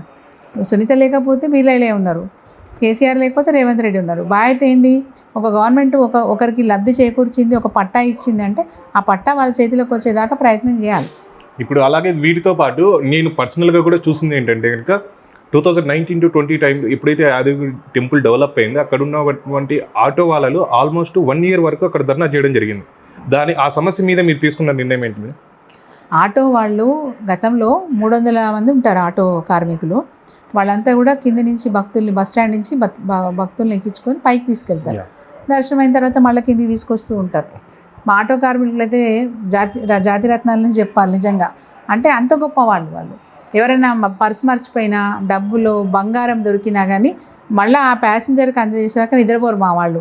ఇటు ఆర్టీసీ డిపో మేనేజర్ని, అటు గుట్ట మీద ఉన్న ఈవోని ఇద్దరిని అలర్ట్ చేస్తారు. అలర్ట్ చేసి అనౌన్స్మెంట్లు ఇప్పించి మళ్ళీ వాళ్ళకి వాళ్ళ సొమ్ము వాళ్ళకి అందజేసే మంచి గుణం మా ఆటో కార్మికులకు. వాళ్ళు ఈ నిర్మాణం జరుగుతున్న సమయంలో అప్పుడున్న ఈవో గీతారెడ్డి గారు ఏమైనా ప్రమాదాలు జరుగుతాయి కాబట్టి ఆటోలను పైకి రానియొద్దు అని చెప్పి తను నిషేధం పెట్టినారు. నిషేధం పెడితే నేను కూడా లేదమ్మా వాళ్ళు ఉపాధి కోల్పోతారు, భవిష్యత్తులో ఆగమైపోతారు, ఆటోలు కొందరు లోన్ తీసుకొని తెచ్చుకున్నారు, మరి ఆ లోన్ అయితే కట్టాలి కదా, బ్యాంకులో అయితే కట్టాలి కదా, వాళ్ళు ఆగమైపోతారని చెప్పి ఆమెకు నచ్చజెప్పే ప్రయత్నం చేసినాను. కొంచెం ఆమెది ఒంటెద్దు పోకడు ఉండేది. నేను ఒక నిర్ణయం తీసుకున్నాక మళ్ళీ వెనక్కి తగ్గను, అట్లాంటి మనస్తత్వం ఆమెది. సో అయినప్పటికీ ముఖ్యమంత్రి గారి దృష్టికి తీసుకెళ్ళాను, సీఎం గారి దృష్టికి, కేసీఆర్ గారి దృష్టికి తీసుకెళ్ళాను. వారు సరే మాట్లాడదామన్నారు ఫస్ట్ కలిసినప్పుడు. తర్వాత రెండోసారి వారు గుట్ట మీదకి వచ్చినప్పుడు డైరెక్ట్గా మళ్ళీ అయితే నేను గుర్తు చేసే లోపలే మరి ఎవరేం చెప్పినారో తెలియదు, వారే నన్ను పిలిచి ఏందమ్మా సునీత, ఆటో వాళ్ళ గురించి నువ్వు అంత బాధపడుతున్నావు ఎందుకు అన్నారు. మరి ఉపాధి కోల్పోతున్నారు కదా సార్ అంటే ఏదో ఒకటి చేద్దాం, ఏం తొందర ఉన్నది, ఏదో ఒకటి చేద్దాం, ఎందుకు తొందరపడుతున్నావు అంటే ఇప్పుడు గడవడం కష్టం ఉంది సార్ వాళ్ళకు అని అన్నాను నేను. అనగానే కొంచెం గట్టిగానే గదిలిసింది. ఓ పని పోతే ఇంకో పని వెతుక్కుంటారమ్మా, ఓ కంపెనీ వద్ద అయితే ఇంకో కంపెనీ పని చూసుకుంటారు కదా, చేద్దాం, వాళ్ళకు కూడా ఏదో ఒకటి చేద్దాం, నువ్వు తొందరపడకు, అట్లా మొండిపట్టు పడితే ఎట్లా అన్నారు నన్ను. సరే అప్పుడున్న పరిస్థితులు, వారికి ఉన్న ప్రెషరు, గీతారెడ్డి గారు వైటీడీఏ కిషన్ రావు గారితో చెప్పేయడం, అస్సలు ఆటో వద్దని చెప్పండి సార్కి అని చెప్పి ఇట్లాంటివన్నీ నాకు తర్వాత తెలిసినాయి. సో కేసీఆర్ గారు కూడా ఏంటంటే నిర్మాణంలో ఉన్నప్పుడు అక్కడ గీతారెడ్డి గారిది కీలకమైన పాత్ర ఉంటుంది, ఈవో గారిది 24/7 వాళ్ళకి అదే పని, నాకు అది ఒక్కటే పని ఉండదుగా. సో అట్లా వారిని నమ్మినారు కాబట్టి వారి మాటల్ని కొంత పరిగణలోకి తీసుకున్నట్టున్నారు. అందుకనే వద్దమ్మా ఇప్పుడు అవసరం లేదు అన్నారు. అదే మాట నేను అంతే సార్ ఎట్లా చెప్పినారో అదే ముచ్చట నేను ఆటో కార్మికులు నా ఇంటి ముందుకు వచ్చి ధర్నా చేస్తే వాళ్ళకు క్లియర్గా చెప్పిన నేను మీకు సాయం చేయాలని నాకున్న పరిస్థితి ఇప్పటికి అర్థం చేసుకోండి, నిర్మాణంలో ఉంది కాబట్టి నిర్మాణం అయిన తర్వాత మనం పైకి వెళ్ళే ప్రయత్నం చేద్దామని చెప్పి ఇప్పటికిప్పుడు నష్టపోకుండా ఉండడానికి గుట్ట చుట్టూ రోడ్ అయిపోయింది అప్పటికి. సో గుట్ట చుట్టూ మీరు మీ ఆటోలు నడుపుకోండి అని చెప్పినాను. వాళ్ళు అట్లా చేసుకుంటే కూడా గీతారెడ్డి గారు కొన్ని రోజులు ఇబ్బంది పెట్టిరట, నడవనీయలేదట. నడవకపోతే నేనే వచ్చి కూర్చుంటా మీ శిబిరంలో అని చెప్పినాను. నేనే వచ్చి కూర్చుంటా మీ శిబిరంలో, ప్రభుత్వంలో ఉన్న ఎమ్మెల్యే శిబిరంలో వచ్చి కూర్చుంటే ఏమవుతుందో మీకు తెలుసు కదా అని చెప్పి నేను సపోర్ట్ చేసిన వాళ్ళకు. కాకపోతే ఏంటంటే అప్పుడు నడిచినంత గుట్ట మీదకి భక్తులు 20 రూపాయలు ఇవ్వమంటే ఇస్తారు, కింద తిరగడానికి 20 రూపాయలు ఇయ్యరు కదా. సో అట్లా కొంత నష్టం జరిగింది ఆటో వాళ్ళకి. కొందరు ఆటోలు తీసేసినారు, వేరే పనులు వెతుక్కున్నారు. నేను వాళ్ళకు కూడా సెక్యూరిటీ సర్వీసెస్లో ట్రైనింగ్ ఇప్పిస్తానని చెప్పిన. శిబిరం యారుగుట్టలనే క్యాంపు పెట్టి శిక్షణ ఇప్పిస్తా. రేపు యారుగుట్టలో ఎక్కువ మంది సెక్యూరిటీ అవసరం ఉంటారు, మీకు అక్కడ ఉద్యోగాలు వచ్చే అవకాశం ఉంటుందని కూడా చెప్పినాను. చెప్పినా కానీ కొందరు ఇష్టపడలేదు. సరే రోజు 200 చేతిలో చూసేవాళ్ళు, నెల జీతం అంటే కొందరికి ఇష్టపడరు కదా. సో అట్లా కొందరు వద్దన్నారు, కొందరికి ఉపాధి కల్పించిన, నేను స్వయంగా ఉపాధి కల్పించిన కొందరు. నిర్ణయాలన్నీ కూడా ఎమ్మెల్యే భర్త గారు మాత్రమే తీసుకుంటారు, ఎమ్మెల్యే పేరుకు మాత్రమే అనేసి మీ మీద వచ్చేసి చాలా వరకు ఆరోపణలు ఉన్నాయి. దీంట్లో వాస్తవాలు ఏంటి? నేను ఎంపీపీగా ఉన్నప్పుడు కూడా నేను న్యూ ఎంట్రీ కదా, నాకైతే నేను ఎంట్రీ ఇచ్చినప్పుడు ఎంపీటీసీ అంటే కూడా నాకు తెలియదు, ఆ వ్యవస్థ నాకు తెలియదు. సో అట్లాంటిది నిన్న వచ్చి నేర్చుకున్నాను, అన్నీ తెలుసుకొని పనిచేసిన, డెడికేటెడ్గా పనిచేసిన. కేవలం పార్టీ కార్యక్రమాలు చాలా చురుకుగా మా సారే చూసుకుంటారు, అది 100% నిజం. పార్టీ కార్యక్రమాలు మా సార్ చూసుకుంటారు నా నియోజకవర్గానికి వచ్చేసరికి. బట్ అఫీషియల్ ప్రోగ్రామ్స్ ఎంపీపీగా పనిచేసిన, సర్పంచ్గా పనిచేసిన, ఎమ్మెల్యేగా పనిచేసిన, టోటల్గా అధికారిక కార్యక్రమాలు కానీ, అధికారిక కార్యక్రమాల్లో నిర్ణయాలు కానీ, అక్కడ అమలు చేస్తున్న ఏది అభివృద్ధి కార్యక్రమాలు కానీ, మంజూరీలు కానీ, ఆ పనులు చేయించడం కానీ, లేకపోతే బెనిఫిషరీస్కి లబ్ధిదారులకు మనం ఇస్తున్న సంక్షేమ పథకాలు కానీ కంప్లీట్గా నేను మాత్రమే చూసుకుంటుండే. మహేందర్ రెడ్డి గారు నా భర్త గారు నాకంటే సీనియర్ రాజకీయాలలో. సో వారికి ఉన్న పరిచయం వేరు, నాకున్న పరిచయాలు పరిమితం కదా, వారితో చూసుకుంటే నాకు తక్కువ ఉంటాయి. సో వారు ఏంటంటే వారికి ఎవరైనా వచ్చి అడుగుతారు, అన్న నాకు ఈ సీఎంఆర్ఎఫ్ ఇప్పియండి, అన్న నాకు పెన్షన్ ఇప్పియండి అని. నా అబ్సెన్స్లో వారు చూసుకుంటారు, నా అబ్సెన్స్లో తప్పేముంది వారు చూసుకుంటే. ఎంఆర్ఓ ఫోన్ చేసి చెప్తారు, ఫలానా వాళ్ళు వచ్చినారండి, రేషన్ కార్డు కోసం దరఖాస్తు పెట్టుకున్నారు, కొంచెం పరిశీలించండి, దాన్ని అయితే చూడండి అని చెప్తారు, తప్పేం లేదు కదా. ఒక లీడరు తను సింగిల్ విండో చైర్మన్ ఇప్పటికీ 7 సార్లు కంటిన్యూస్గా తను సింగిల్ విండో చైర్మన్. అంటే ఆయన కూడా ఒక ప్రజానాయకుడే కదా, రైతులకు చైర్మన్. సింగిల్ విండో చైర్మన్ అంటే అది ఎలక్షన్ ద్వారా ఎలక్షనే అంటే ఇండైరెక్ట్ ఎలక్షనే ఉంటుంది కానీ ఇండైరెక్ట్ ఏం కాదు, డైరెక్ట్ ఎలక్షన్ అది. ఇండైరెక్ట్ అంటే ఇప్పుడు ఎంపీటీసీలు అందరూ కలిసి ఎంపీపీని ఎన్నుకుంటలేరా, ఎమ్మెల్యేలు అందరూ కలిసి మా ముఖ్యమంత్రి గారిని ఎన్నుకుంటలేరా, అట్లాగే డైరెక్టర్లు కలిసి చైర్మన్ ఎన్నుకుంటారు. 7 సార్లు కంటిన్యూస్ అవ్వడం అంటే అది గొప్ప విషయం. రెండోది 9 సార్లు కాంగ్రెస్ గవర్నమెంట్ ఉన్నప్పుడు, టీడీపీ గవర్నమెంట్ ఉన్నప్పుడు కూడా కంటిన్యూస్గా 9 సంవత్సరాలు ఆయన డీసీసీబీ డైరెక్టర్గా పనిచేసినారు. ఆ తర్వాత కేసీఆర్ గారి ప్రభుత్వంలో డీసీసీబీ చైర్మన్ అయినారు, టెస్కాప్ వైస్ చైర్మన్ అయినారు, రాష్ట్ర స్థాయి వైస్ చైర్మన్ అయినారు. సో ఆ విధంగా తను ఒక లీడర్ అండి. లీడర్ అన్నప్పుడు డెఫినెట్గా ఆయనకుండే పరిచయాలు ఆయనకుంటే ఆయన దగ్గరకు వచ్చి అన్నకి పని చేసి పెట్టండి, అన్న పని చేసి పెట్టండి. యాబ్సెన్స్లో వారు చేస్తారు అంటే మంజూరీ ఇచ్చే సంతకాలు పెట్టేది ఉండదు కదా. ఏదున్నా కానీ అధికారులకు ఫోన్ చేసి వీళ్ళు వస్తున్నారండి, రిక్వెస్ట్ చేస్తున్నారండి, చూడండి అని చెప్తారు. యాబ్సెన్స్లో వచ్చిన వాళ్ళే నోట్ చేసుకుంటారు, నేను వచ్చినాక నా పిఏకో నాకో చెప్తారు, ఈ పనులు ఉన్నాయి వాళ్ళు వచ్చిపోయినా చూసుకోండి అని చెప్తారు. సో సమానంగా ఇద్దరం కలిసి పని చేసినాం అన్నంత మాత్రాన అంత భర్త చేసిండంటే నేనేం పని చేయలేదని నన్ను అవమానించినట్టుగా అనిపిస్తుంది. అంటే కనుక ఇప్పుడు ప్రస్తుతానికి ఉన్నటువంటి సమాజంలో కూడా చాలామంది మహిళలు డైరెక్ట్ రాజకీయాల్లో ఉన్నారు, కానీ కాకపోతే కనుక వాటికి సంబంధించినటువంటి కార్యక్రమాలన్నీ కూడా పురుషులే చూసుకుంటున్నారు అన్నటువంటి ఒక విమర్శ అయితే ఉంది కదా మేడం, దీని మీద మీ అభిప్రాయం ఏంటి? పురుషాధిక్య ప్రపంచంలో ఆడవాళ్ళు తొందరగా బయటికి రావాలంటే కొంచెం జంకుతారు. అంటే ఒక బావిలో కప్పలాగా మసిలిన వ్యక్తి ఒకేసారి గడప దాటి బయటికి వచ్చి ఏదో బయట ప్రసంగాలు ఇవ్వాలి, మైక్ పట్టుకోవాలి, వేదిక ఎక్కాలంటే కొంత జంకుతారు, స్టార్టింగ్లో జంకుతారు. తర్వాత అలవాటు అయిపోతుంది వాళ్ళకు కూడా. సో అలవాటు కావడానికి ఇంట్లో భర్తో, వాళ్ళని రాజకీయాల్లోకి తీసుకొచ్చిన భర్తో, లేకపోతే వాళ్ళ మామో వాళ్ళ తండ్రో ఎవరో ఒకరు వెన్నంటి ఉండాలి కొద్ది రోజులు. ఓ సంవత్సరమో 2 సంవత్సరాలు వాళ్ళు వెన్నంటి ఉండి అట్లా కాదు ఇట్లా అని పద్ధతుల గురించి చెప్పుకుంటూ వాళ్ళని ఎంకరేజ్ చేస్తే వాళ్ళకంటే గొప్పగా వీళ్ళు కూడా పనిచేయరు. మహిళలకి ఓపిక ఉంటుంది, నేర్చుకోవాలనే తపన ఉంటుంది, చేసి చూపించాలనే కసి ఉంటుంది. కానీ మీరు చెప్తారు చూసినారా, మనకు తెలియదు ఏముంది, రాయికి సానబెడితేనే రత్నం అనేది కనపడుతుంది. ఆ సానబెట్టాలి. మహిళలకు నేర్చుకోవాలని ఇంట్రెస్ట్ ఉన్నా కానీ నేర్పించే వాళ్ళు ఉండాలి, ఓపిక చెప్పే వాళ్ళు ఉండాలి. తప్పకుండా మీరు చూడండి, కేసీఆర్ గారికి నమ్మకం ఉంది కాబట్టి మాకు స్థానిక సంస్థలలో దేశంలో ఎక్కడ లేకపోయినా మాకు 33% రిజర్వేషన్ ఇచ్చినారు. ఇక్కడ నామినేటెడ్ పోస్టులో, స్థానిక సంస్థల్లో 50% రిజర్వేషన్ ఇచ్చినారు. మరి ఈ విధంగా 33% reservation BRS party nominated post, మహిళా రిజర్వేషన్ల గురించి ఇంతగా మాట్లాడి బీఆర్ఎస్ పార్టీ, మరి మహిళల విషయంలో చూస్తే కనుక మినిస్టర్లు మాత్రం చాలా తక్కువగా వచ్చాయనేసి ఆరోపణ ఉంది. అండ్ ఆల్సో మీరు కూడా ఏమన్నా మంత్రి పదవి ఆశించారా? ఇస్తే వద్దని ఎవరు అంటామా, ఇస్తే తీసుకునేవాళ్ళం. కాకపోతే నేను అడగకపోయినా నాకు విప్ ఇచ్చారు సార్, నాకు విప్ పదవి ఇచ్చినారు. సో అది కూడా ఒక బాధ్యతే, మామూలు బాధ్యత ఏం కాదు కదా, అది చాలా పెద్ద బాధ్యత. సో విప్గా నేను బాధ్యతలు నిర్వహించిన. రెండోసారి కూడా మళ్ళీ విప్ ఇచ్చినారు నాకు. సరే రెండోసారి అవకాశం వస్తుందని నా కాన్స్టిట్యున్సీ కూడా అందరూ ఆశపడ్డారు. ఎందుకంటే కేసీఆర్ గారు కూడా ఎన్నికల ప్రచారానికి వచ్చినప్పుడు 2018లో చెప్పారు, ఇంకా హోదా పెంచుతా, సుంతది హోదా పెంచుతా, దానివల్ల మీ ఆలేరు హోదా పెరుగుతుంది, ఆలేరు ఇంకా మంచిగా అవుతుంది అని చెప్పినారు. కాబట్టి నా నియోజకవర్గంలో అందరూ ఆశపడ్డారు. అంటే సునీత గారి హోదా పెంచితే ఆలేరు హోదా పెరుగుతుందా, ఆలేరు హోదా పెరిగితే సునీత గారి హోదా పెరుగుతుందా మేడం? సార్ అన్న మాట చెప్పాను, నేను రిపీట్ చేసినాను సార్ అన్న మాట. సునీత హోదా పెరిగితే ఆలేరు హోదా పెరుగుతుంది కదా అన్నారు.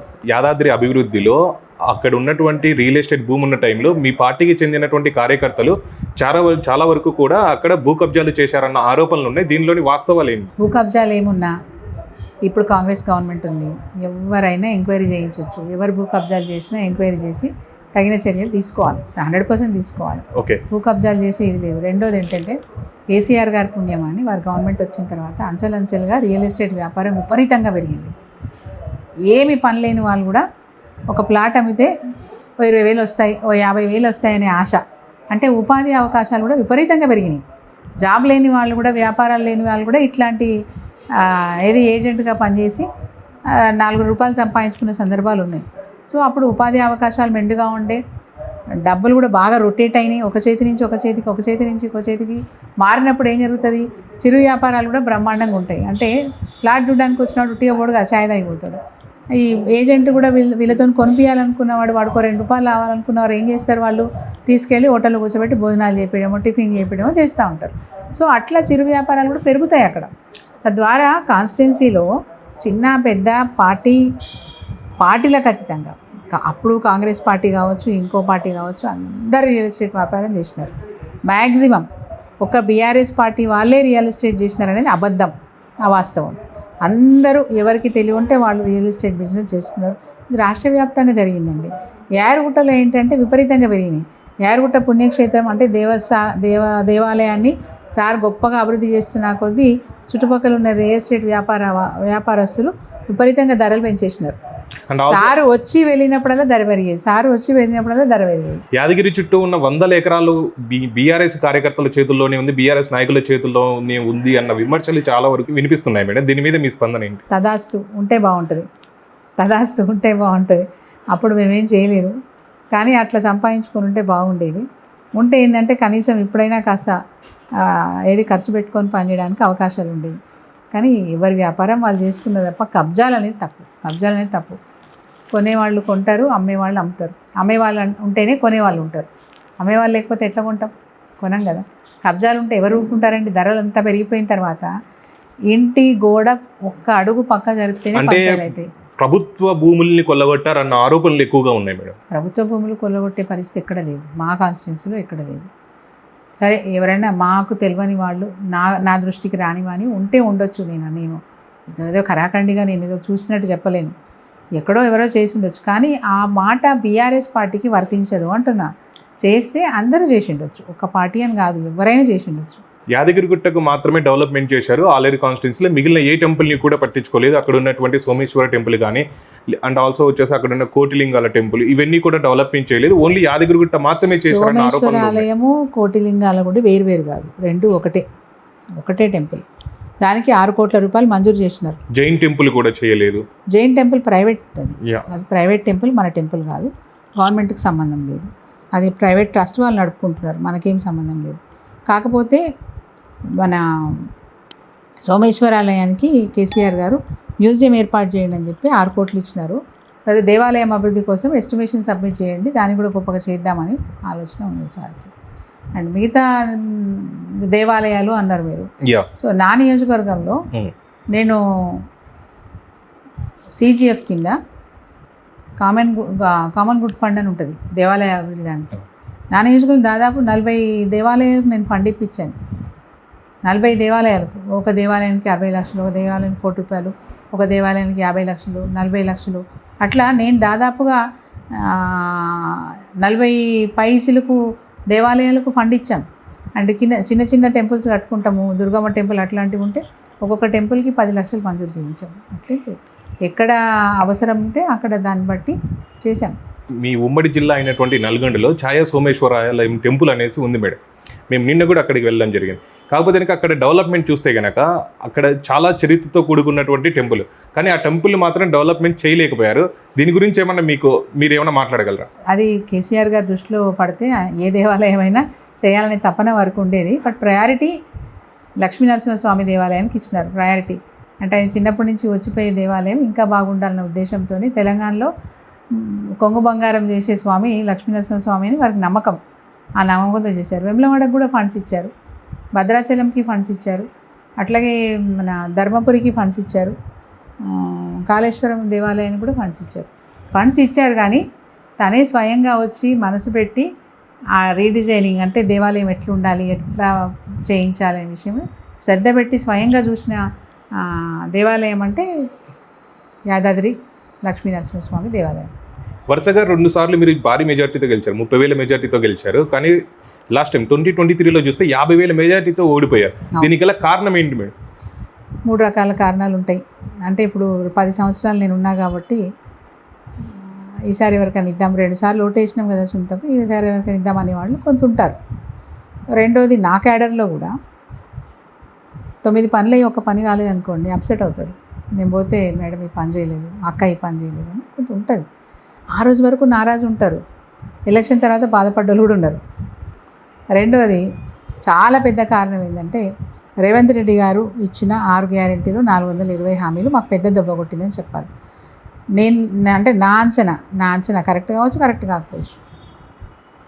ఆడవాళ్ళు, మహిళలు 80% మంది కాంగ్రెస్ పార్టీ ఓటేసినారు రాష్ట్ర వ్యాప్తంగా, ఆలేరు కాదు రాష్ట్ర వ్యాప్తంగా. అంటే రాష్ట్ర వ్యాప్తంగా ఆలేరు కూడా అందులో ఉంది. ఎందుకు ఓటేసినారు అంటే నెలకు 2,500 ఇస్తా అనే పథకానికి అట్రాక్ట్ అయింది, 500 రూపాయల గ్యాస్ ఇస్తా అనే పథకానికి అట్రాక్ట్ అయింది. ఒక మహిళకి నెలకు టెన్షన్గా 1వ తారీఖు నాడు మీ ఖాతాలో 2,500 పడతాయి అని చెప్తే ఎంత హ్యాపీగా ఫీల్ అవుతారు. ఇప్పుడు ఇంటాయనని అయ్యా 100 రూపాయలు గాజులు ఇప్పించుకుంటా అంటే ఆయన సనుగుతూ ఇస్తాడు, 100 రూపాయలు ఇవ్వడానికి కూడా విసుక్కుంటూ ఇస్తారు. అట్లాంటిది నెలకు 2,500 వాళ్ళ ఖాతాలో పడతాయంటే ఎంత హ్యాపీ వాళ్ళకి. సో అందుకనే మహిళలు ఏం చేసినారంటే ఏమన్నా కానీ చేయి గుర్తు కోటేస్తే 2,500 నెలకు వస్తాయి, కంచన్గా 1వ తారీఖు వస్తాయని నమ్మి ఓటేసినారు, మోసపోయినారు. సో అట్లా ఆ మార్పు, ఆ కోరిక, ఆ ప్రమాణాలు ఏవైతే కాంగ్రెస్ గవర్నమెంట్ వీళ్ళకు చెప్పిందో అవి మభ్యపెట్టినాయి కాబట్టి మేము నష్టపోయినామని చెప్పాలి. ఇటువంటి విమర్శలు మీ బీఆర్ఎస్ పార్టీ మీద కూడా ఉన్నాయి మేడం. అంటే దళిత ముఖ్యమంత్రిని చేస్తామన్నది కానీ, లేదంటే దళితులకు 3 ఎకరాల పొలం అని కానీ, అండ్ ఆల్సో దళిత బంధు అందరికీ కూడా ఇస్తామనేసి ఇవి కూడా బీఆర్ఎస్ చేయలేదని నేను అడిగిన ప్రతిదానికి నా దగ్గర సమాధానం ఉంది. ముఖ్యమంత్రి గారు ఉద్యమ సమయంలో కేసీఆర్ గారు ఉద్యమ సమయంలో దళిత ముఖ్యమంత్రిని చేస్తా అనే మాట 100% నిజం. తర్వాత మీరు ఏ మేధావినైనా అడగండి, తెలంగాణ రాష్ట్రంలో ఉన్న ఏ మేధావినైనా అడగండి. తర్వాత వారు బాజాప్తా బీఆర్ఎస్ పార్టీలో అధినేతగా ఉండి బాజాప్తా పబ్లిక్ ఒపీనియన్ తీసుకున్నారు. వారు ఏమన్నారు, నేను గెలిస్తే నేను ముఖ్యమంత్రిగా తెలంగాణ రాష్ట్రాన్ని అభివృద్ధి చేస్తా, నాకు అవకాశం ఇస్తే చేస్తా, నన్ను ఉండమంటారా పోటీలో ఉండొద్దంటారా అని పబ్లిక్ ఒపీనియన్ తీసుకున్నారు. మీకు చిన్న ఉదాహరణ చెప్తాను. ఒకసారి వరంగల్లో మీటింగ్ అయిన తర్వాత వాళ్ళు వెనక్కి వెళ్తూ ఫామ్ హౌస్కి పోతూ నా కాన్స్టిట్యున్సీలో 4 చోట్ల ఆగినారు. 4 చోట్ల ఆగి కార్ పక్కకు ఆపుకొని ఆ హోటలో, ఆ టీ పాయింటో, లేకపోతే ఆ రైల్వే గేట్ పడ్డది ఒక చోట, ఎక్కడ వీలైతే అక్కడ ఆగి అడిగినారు. అక్కడ ఇప్పుడు కాంగ్రెస్ పార్టీ వాళ్ళు తెలంగాణ ఇచ్చినాం కాబట్టి మీ పార్టీని మా పార్టీలో కలిపేయమంటున్నారు, కలుపుదామా అని అడిగినారు. నా కాన్స్టిట్యున్సీ చెప్తున్నా, ఇంకెక్కడెక్కడ అడిగినారో తెలియదు అది రాష్ట్ర వ్యాప్తంగా. అయితే 4 చోట్ల కూడా వారికి వచ్చిన సమాధానం ఏంటంటే, ఎందుకు సార్ మనది మనం చూసుకోవాలి, మళ్ళీ గాలెందుకు అనే సమాధానమే వచ్చింది. అంటే సార్ మీరు ఉండాలి, మీరు చెయ్యాలి అనే సమాధానం వచ్చింది. రెండవ ప్రశ్న వారు ఏమేసినారంటే, మరి నేను దీన్ని కాపాడదాం అనుకుంటున్నా, నేను బాగు చేద్దాం అనుకుంటున్నా, నేను నిలబడాలన్నా వద్దా, మీరే ఉండాలి సార్ అన్నారు. సో అట్లా మన నీళ్ళు, మన నిధులు, మన నియామకాలు ప్రజలకు ఏవైతే మాట ఇచ్చినామో ఆ మాటని తప్పకుండా నెరవేర్చాలనే సంకల్పంతో పబ్లిక్ ఒపీనియన్ తీసుకొని, మా పార్టీ ఒపీనియన్ తీసుకొని బాజాప్తా ఎలక్షన్లకు ముందే ప్రకటించినారు. మా అధినేత అవకాశం ఉంటే కేసీఆర్ గారే సీఎం అవుతారని చెప్పి మేము ప్రకటించుకొని ఎన్నికల ప్రచారంలో పోయినాం.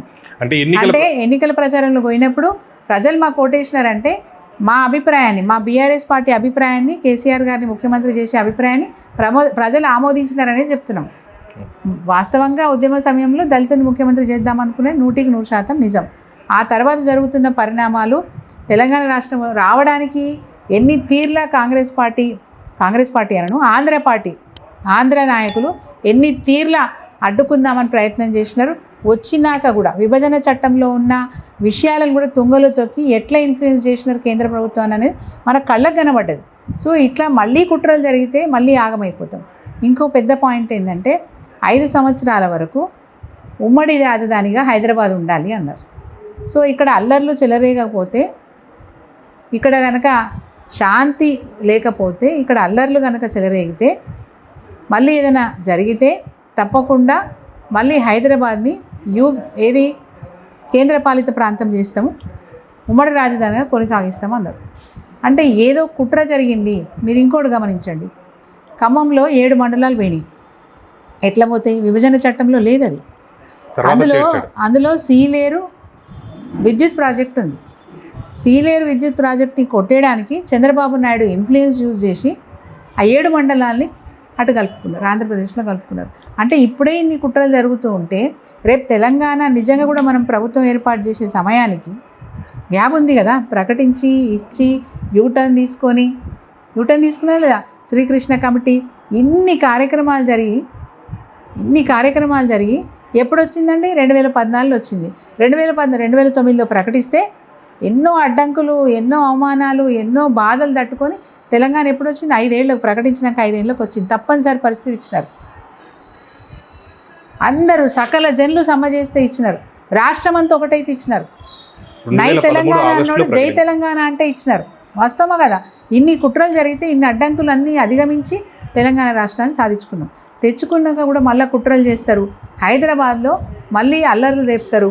అల్లర్లు రేపడం వల్ల మళ్ళీ ఇబ్బంది జరుగుతుందనే ఉద్దేశంతో కేసీఆర్ గారు తెచ్చింది నిలబెట్టాలనే ఆ ఉద్దేశంతో వారు బాజాబ్తా పబ్లిక్లో చెప్పి పబ్లిక్ ఒపీనియన్తో వారు ముఖ్యమంత్రి అయింది తప్ప అబద్ధాలు ఆడింది ఏం లేదు. బాజాబ్తా చెప్పిందే చేసినారు. రెండో పాయింట్ చెప్తాను. దళితులకు 3 ఎకరాల భూమి ఇస్తానన్న మాట 100% వాస్తవం. 2 సంవత్సరాల తర్వాత నిండు సభలో అసెంబ్లీలో గౌరవ ముఖ్యమంత్రి గారు కేసీఆర్ గారే అప్పుడు చెప్పారు, భూముల ధరలు విపరీతంగా పెరిగినాయి. తొండలు గుడ్లు పెట్టని చోట కూడా 20,000 ఎకరం పోయే భూమి ఇప్పుడు 20 లక్షలు అయింది. సో ప్రభుత్వం దగ్గర అంత నిధులు లేవు. ఇప్పుడు భూములు కొని ఇచ్చే పరిస్థితి మనం లేదు కాబట్టి ఇప్పుడు ఏది ఉన్న కాడికి గవర్నమెంట్ భూములు ఇస్తున్నాం, కరెక్టే. కానీ కొనిచ్చే పరిస్థితి లేదు కాబట్టి దళితులకు నేను ఇచ్చిన మాట తప్పకుండా వాళ్ళ భవిష్యత్తు బాగుండాలంటే, వాళ్ళ కాళ్ళ మీద నిలబడాలంటే వాళ్ళకి తప్పకుండా ఒక మంచి పథకం తీసుకొచ్చి వాళ్ళని నిలబెడితే నేను ఇచ్చిన మాట నేను తప్పట్లేదు, 3 ఎకరాల భూమి ఇచ్చే పరిస్థితి లేదని చెప్పి నిండు సభలో ప్రకటించినారు. బాజాబ్తా నేను చేయలేకపోతున్నాను ఒప్పుకున్నారు ఆయన. ఒప్పుకొని దాని రిజల్టే దళిత బంధు. సో దళిత బంధు ద్వారా ప్రతి కుటుంబానికి 10 లక్షల రూపాయలు ఇచ్చి వాళ్ళు ఉపాధి పొందే ప్రయత్నం చేసినారు కేసీఆర్ గారు. ఆ కుటుంబాలు నిలబెట్టే ప్రయత్నం చేసినారు. సామాజికంగా, అటు ఆర్థికంగా, రాజకీయంగా వాళ్ళు ఎదగాలని సకల ప్రయత్నాలు చేసినారు, గిరిజనులకు కానీ దళితులకు కానీ. అలాగే ఎమ్మెల్యేగా ఉన్నప్పుడు మీ సొంత పార్టీ నాయకుల్ని మీరు దూరం చేసుకున్నారని, ముఖ్యంగా చెప్పాలంటే కనుక మండల స్థాయి నాయకులను మీకు చాలా వ్యతిరేకంగా అయ్యారనేసి ఆరోపణలు మీ మీద చాలా ఉన్నాయి కదా. ఒకరిద్దరు వ్యతిరేకమైన దాంట్లో డౌట్ ఏం లేదు. తుర్కపల్లి మండల పార్టీ ప్రెసిడెంట్, ఆయనకి అనేక అవకాశాలు ఇచ్చినాం. మార్కెట్ ప్రెసిడెంట్గా, మార్కెట్ చైర్మన్గా 2 సార్లు అవకాశం ఇచ్చాం. తర్వాత ఆయనకి జిల్లా పార్టీ ప్రెసిడెంట్ కావాలని అడిగినారు.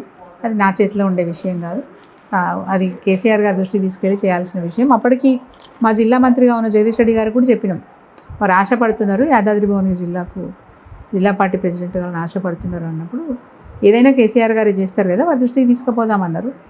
సో వారు అవకాశం నాకు రాదేమో అని భయపడి పార్టీలోంచి బయటికి వెళ్ళిపోయి నన్ను పార్టీ పరంగా కానీ వ్యక్తిగతంగా డ్యామేజ్ చేసే ప్రయత్నం చేసినారు. జరుగుతుంటాయి రాజకీయాలు, అట్లాంటివి జరుగుతాయి కదా. వాళ్ళు అనుకున్నది జరగకపోతే కోపాలు వస్తాయి. ఎలక్షన్ల కోసము గత ఎన్నికల్లో ఓన్లీ ఎన్నికల కోసం 2 పార్టీల నుంచి 160 కోట్ల రూపాయలు ఖర్చు పెట్టారనేసి వార్తలు వినిపించాయి. బ్రదర్, నేను కనుక 160 కోట్లు ఖర్చు మీరు పెట్టి ఒక్కరే కాదు మేడం, 2 పార్టీలు కలిపి. ఇక నాకు ఆ వాళ్ళ సంగతి నాకేం తెలుసు బ్రదర్. నా దగ్గర డబ్బులు బాగుంటే నేనే గెలుతున్నాము. నా అందుకే మీ దగ్గర డబ్బులు లేవు కాబట్టి మీరు 60 కోట్లు ఖర్చు పెట్టారు కాబట్టి ఓడిపోయారు. ఐలయ్య గారు 100 కోట్లు ఖర్చు పెట్టారు కాబట్టి గెలిచారు. నేను 60 కోట్లు ఖర్చు పెట్టినా గెలుస్తుంటే, విన్నారా? నేను 60 కోట్లు ఖర్చు పెట్టినా గెలుస్తుంటే. పబ్లిక్లో డబ్బులు మాత్రమే కాదమ్మా, మనం వాళ్ళని ఓటర్లను అవమానపరిచినట్టుగా మాట్లాడకూడదు. ఎందుకంటే డబ్బులు ఇస్తే ఓట్లు వేస్తారనేది ఉండొచ్చు, కొంత ఉంటే ఉండొచ్చు, కానీ వాళ్ళకు కూడా కొన్ని అభిప్రాయాలు ఉంటాయి కదా. ఇంతకుముందు నేను చెప్పినట్టుగా ఆశపడ్డారు, పథకాలకు ఆశపడ్డారు, ఇంకా బ్రహ్మాండంగా అవుతుంది. రైతు బంధు 10,000 కాదు 15,000 వస్తుంది, ఆశపడ్డారు. కౌలు రైతులకు ఇస్తా అన్నారు, ఆశపడ్డారు. మహిళలకు 2,500 ఇస్తా అన్నారు, ఆశపడ్డారు. నిరుద్యోగులకు నిరుద్యోగ వృత్తి ఇస్తా అన్నారు, వారు ఆశపడ్డారు. ఆడపిల్లలు, డిగ్రీ చదువుతున్న ఆడపిల్లలకు స్కూటీలు ఇస్తా అన్నారు, ఆశపడ్డారు. కళ్యాణ లక్ష్మి 1,00,000 రూపాయలు ఇచ్చిండు ఆయన, నేను తులం బంగారం ఇస్తా అన్నారు, ఆశపడ్డారు. రైతు బంధు రెండు సీజన్లకి ఎందుకు ఇస్తారు, 3 పంటలకి ఇవ్వాలి అన్నారు, వారు ఇచ్చిరా, ఆశపడ్డారు. ముఖ్యంగా రైతులని ఇప్పుడు ఉరకండి, మీరు 1,00,000 రూపాయలు అప్పు ఉంటే ఇంకో 1,00,000 తెచ్చుకోరి, 2 లక్షలు తెచ్చుకోరి అప్పు, నేను మీకు 9వ తారీఖు నాడు సంతకం పెడతా, 2 లక్షల రుణం మాఫీ చేస్తానన్నారు, ఆశపడ్డారు. సో ఆశ పెట్టి మోసం చేసిన ప్రభుత్వం రేవంత్ రెడ్డి ప్రభుత్వం. ఆశకు లోనై నేను ఒక్కదాన్నే కాదు కదా, రాష్ట్రంలో చాలామంది ఎమ్మెల్యేలు, మంత్రులు కూడా ఓడిపోయినారు. అభివృద్ధి కంటే కూడా పథకాల మీద ఎక్కువ ఇంట్రెస్ట్ పెడుతున్నారు ఓటర్లు. సరే, మాకు ఈజీ గోయింగ్, ఎవరైనా ఈజీ గోయింగే చూస్తున్నారు కదా. చదువుకునే పిల్లల దగ్గర నుంచి పేరెంట్స్, అన్ని వ్యాపార రంగాల్లో ఉన్నవాళ్ళు, ఉద్యోగస్తులు అందరూ కూడా ఈజీ గోయింగ్ చూస్తున్నారు. సో ఈ పథకం వస్తుంది, ఆ పథకం వస్తుంది అని ఆశపడి ఓట్లు కాంగ్రెస్కి వేసినారు. ఆలేరు కాన్స్టిట్యున్సీలో వీళ్ళ ఐలయ్య గారు గెలవడానికి ఆయన వ్యక్తిగత ఇమేజా మేడం, లేదంటే మీ మీద ఉన్నటువంటి వ్యతిరేకత? చెప్పాను కదా, నా మీద కొంత వ్యతిరేకత ఎట్లాగో ఉంటుంది, నా క్యాడర్లో వ్యతిరేకత ఉంటుంది. ప్రజలలో వ్యతిరేకత నాకు లేదు, ప్రజలలో నాకేం వ్యతిరేకత లేదు. నా క్యాడర్ కొంత వ్యతిరేకిస్తారు, వాళ్ళు అనుకున్న పదవులు రాలేదని, వాళ్ళు ఆశించిన పని చేయలేదని కొంత ఉంటుంది, డిసప్పాయింట్మెంట్ ఉంటుంది. ప్రజల్లో ఒక ఆలోచన ఉన్నది అని చెప్తున్నాను. ఎందుకంటే 2 సార్లు అయితే సుంతక్క కేసినాం కదా, ఈసారి కొత్త ఆయనకి ఇద్దాం, ఒక్కసారి అయితే ఇద్దాం. అదొక 10% ఉంటుంది, డెఫినెట్గా ఉంటుంది. 10%, 100% ఉంటుంది. 10% అనేది ఖచ్చితంగా ఉంటుంది, ఎక్కడైనా ఉంటుంది. 1-2 సార్లు వేసినాం, అవకాశం ఇచ్చినాం, ఇంకొకసారి చేద్దామనేది. అట్లయినా నాకు 70,000 ఓట్లు పడ్డాయి. 70,000 ఓట్లు 70,000 మంది నన్ను ఆమోదించినట్టే మిగతా వాళ్ళు వీరయ్య గారికి అవకాశం ఇచ్చినారు. ఈ 2.5 సంవత్సరాల పరిపాలన పైన మీ అభిప్రాయం ఏంటి? ప్రజల్లో సానుకూలత లేదని చెప్తాను. అంటే నేను గ్రామాల్లో తిరుగుతున్నప్పుడు నాకు వస్తున్న కంప్లైంట్స్ ఏవైతే ఉన్నాయో, వారి పట్ల వచ్చే కామెంట్స్ ఏవైతే ఉన్నాయో, అవి వారికి కొంచెం వ్యతిరేకత స్టార్ట్ అయిందని నాకు అనిపిస్తూ ఉంది. చూద్దాం ఏం జరుగుతుందో. అంటే చేస్తా అన్న పనులు ఏవి చేయలేకపోతున్నారని, ఇచ్చిన మాట నిలబెట్టుకోలేకపోతున్నారని అట్లాంటివి ఉన్నాయి, కంప్లైంట్స్ ఉన్నాయి. చూద్దాం అంతిమంగా ఏం జరుగుతుందో. అలాగే 10 సంవత్సరాల బీఆర్ఎస్ పరిపాలనలో అహంకారమే పార్టీ యొక్క గ్రాఫ్ పడిపోవడానికి కారణం అనేసి చాలా మంది అంటున్నారు. దీని మీద మీ అభిప్రాయం ఏంటి? బిజీగా ఉండి టైం ఇవ్వకపోతే అహంకారం అంటారు. ఇప్పుడు మీరు అడిగారు, నన్ను ఇంటర్వ్యూ చేస్తాను, టైం ఏమని అడిగారు, నాకు కుదరదు తమ్మి అన్నాను అనుకో, మీకేమనిపిస్తుంది? అబ్బా మేడంకి ఎంత షార్ట్ టెంపర్ అనుకుంటారు. It is very natural. అంటే కేసీఆర్ గారు ముఖ్యమంత్రిగా ఉన్నప్పుడు నిరంతరమైన ఏదో పని చేయాలని ఒక సంకల్పంతో పనిచేస్తూ ఉండేవాళ్ళు. 24/7 ఆయన మైండ్ తిరుగుతూనే ఉంటుంది. మాజీ శాసనసభ్యులు, మాజీ మంత్రులు, వాళ్ళని వీళ్ళని కూర్చోబెట్టుకోవడము, ఎక్స్పర్ట్స్ని ఒక రంగంలో ఎక్స్పర్ట్స్, వ్యవసాయ రంగము, ఇరిగేషన్ రంగము, దానికి సంబంధించిన ఎక్స్పర్ట్స్ని కూర్చోబెట్టుకొని నిరంతరం మేధోమదనం చేస్తూ ఉంటారు. వారు బాగా పుస్తకాలు చదువుతూ ఉంటారు. సో అంటే జ్ఞానాన్ని సంపాదించి ఏ పని ఎక్కడ ఎట్లా చేయాలి, ఒక యారుగుట్ట ఒకటే, కాళేశ్వరం ఒకటే కాదు కదండి. తెలంగాణ రాష్ట్ర వ్యాప్తంగా శాశ్వతంగా ఏ సమస్యలు ఉన్నాయో వాటికి శాశ్వత పరిష్కారం చూపించాలని ప్రయత్నం చేసినారు. ఒకటి సాగునీరు, రెండవది బిగ్ ఛాలెంజ్ కరెంటు, మూడవది పేదరికం పోగొట్టాలంటే పరిశ్రమలు, నిరుద్యోగులకు ఉపాధి కల్పించాలంటే అనేక పెట్టుబడులు రావాలి. సో ఎన్ని రంగాల మీద ఆయన పనిచేస్తే తెలంగాణ రాష్ట్రము దేశంలో అన్ని రంగాల్లో నంబర్ 1 స్థానానికి ఎదిగింది. చాలా చిన్న విషయాలు చెప్పుకోవచ్చు, చాలా చిన్న రంగాలు మర్చిపోతూ ఉంటాం మనం. ఎంఎంఆర్ రేటు, ఐఎంఆర్ రేటు అంటే మాతృమరణాలు, డెలివరీ టైంలో మాతృమరణాలు విపరీతంగా తగ్గిపోయినాయి మన గవర్నమెంట్లో. ఏది కేసీఆర్ గారి పాలనలో దేశంలో ఎక్కడ లేనంత గొప్పగా విపరీతంగా మారిపోయినాయి. చిన్నపిల్లల మరణాలు అంటే అంత చిన్న విషయాల మీద కూడా కేసీఆర్ గారు దృష్టి పెట్టినారు కాబట్టి ఎప్పుడు నిరంతరం బిజీ ఉంటుండేవాళ్ళు. బిజీ ఉన్నప్పుడు, ఒక కార్యక్రమంలో ఉన్నప్పుడు, ఒక మీటింగ్లో ఉన్నప్పుడు, ఒక మేధోమదనంలో ఉన్నప్పుడు ఎవరైనా వస్తే టైం ఇవ్వకపోవచ్చు. టైం ఇవ్వనంత మాత్రాన నాకు అహంకారం అంటే ఎట్లా? నేను కూడా 4 సార్లు పోయి వెనక్కి వచ్చిన. సార్ బిజీ ఉన్నారమ్మా రేపు రండి అంటే వెనక్కి వచ్చిన. జరుగుతుంటాయి అట్లాంటివి. ఏదో చిన్న విషయాన్ని పట్టుకొని ఎట్లా బదనాం చేయాలనుకున్నట్టు బదనాం చేస్తారు. కొంచెం పెద్ద మనుషులు ఎట్లుంటారు అంటే చిన్న చిన్న వాటికి అలుగుతారు. సో అట్లా మన తెలంగాణలో కూడా ప్రజా సంఘాల నాయకులు అలిగిర్రు, సార్ మీద అలిగిండ్రు. మేము పోతే టైం ఇవ్వలేదనే విషయం మీద అలిగిండ్రు. నేను ఉన్నదన్నట్టు చెప్తున్నాను. సో తప్పును తప్పనాలి, ఒప్పును ఒప్పనాలి. కేసీఆర్ మీద అలిగిన వాళ్ళు కొందరు ఉన్నారు. అంటే కేవలం పని ఒత్తిడి వల్లే కలవట్లేదంటారా? పని ఒత్తిడి. ఆయనకు నిరంతరం పని చేయాలి. అది తప్ప ఇంకోటి ఉండదు. ఆయనకు తిండికి కూడా టైం ఇవ్వడు. భోజనం చేస్తే ఒక్కడు కూర్చొని తినరు. 4 ఉంటే తింటారు, లేకపోతే తినరు. ఎంతసేపు అయినా పెట్టుకుంటారు. ఓకే. అండ్ మీరు ఇందాక మాట్లాడినట్టు విద్యుత్ సంస్కరణలు తీసుకొచ్చామనేసి అన్నారు. విద్యుత్ కోతలు లేకుండా చూసాము తెలంగాణలో స్టేట్. ఆ విషయంలో వచ్చేసి ప్రతి ఒక్కరూ కూడా యాక్సెప్ట్ చేయాల్సిన సిచ్యువేషన్. ఎందుకంటే 2014 ముందు ఉన్న సిచ్యువేషన్ చూడడం జరిగింది, ఆ తర్వాత ఉన్న సిచ్యువేషన్ కూడా చూడడం జరిగింది. కానీ ఆ విద్యుత్ కొనుగోళ్లలో బయట మార్కెట్లో 4.5 నుంచి 6 రూపాయలకి ఒక యూనిట్ మార్కెట్ రేటు ఉంటే కనుక 11 నుంచి 12 రూపాయలు వెచ్చించారన్నటువంటి ఆరోపణలు చాలా వరకు వచ్చాయి మీ పార్టీ మీద. దీని మీద మీ స్పందన ఏంటి మేడం? పవర్ హాలిడేస్ చూసాం, పరిశ్రమలు బంద్ అయిపోయినాయి, చాలామంది కార్మికులు ఉపాధి కోల్పోయినారు. వ్యవసాయ రైతులు వ్యవసాయం బంద్ చేసినారు, విద్యుత్ ఛార్జీలు కట్టలేక వ్యవసాయం బంద్ చేసినారు. మోటార్లు కాలిపోవడం, విపరీతమైనటువంటి ఇబ్బంది ఉండే. 3 గంటల సరఫరా జరిగిన సందర్భాలు ఉన్నాయి ఏది రైతులకు. సో ఇట్లాంటి పరిస్థితుల నుంచి అధిగమించి అటు డొమెస్టిక్ కానీ, ఇండస్ట్రీస్ కానీ, అగ్రికల్చర్ కానీ ఏ సెక్టార్లో కూడా కంప్లైంట్ లేకుండా 6 గంటలు, 9 గంటలు, 13 గంటలు ఇట్లా విద్యుత్తును సరఫరా పెంచుకుంటూ పోయినారు. తర్వాత 24 గంటల సరఫరాకు చేరుకున్నాం. ఎట్లా చేరుకున్నాము? డైరెక్ట్గా ఇవాళ బోర్ వేస్తే నీళ్ళు వస్తాయని ఒక నమ్మకం ఉండేదేమో ఒకప్పుడు.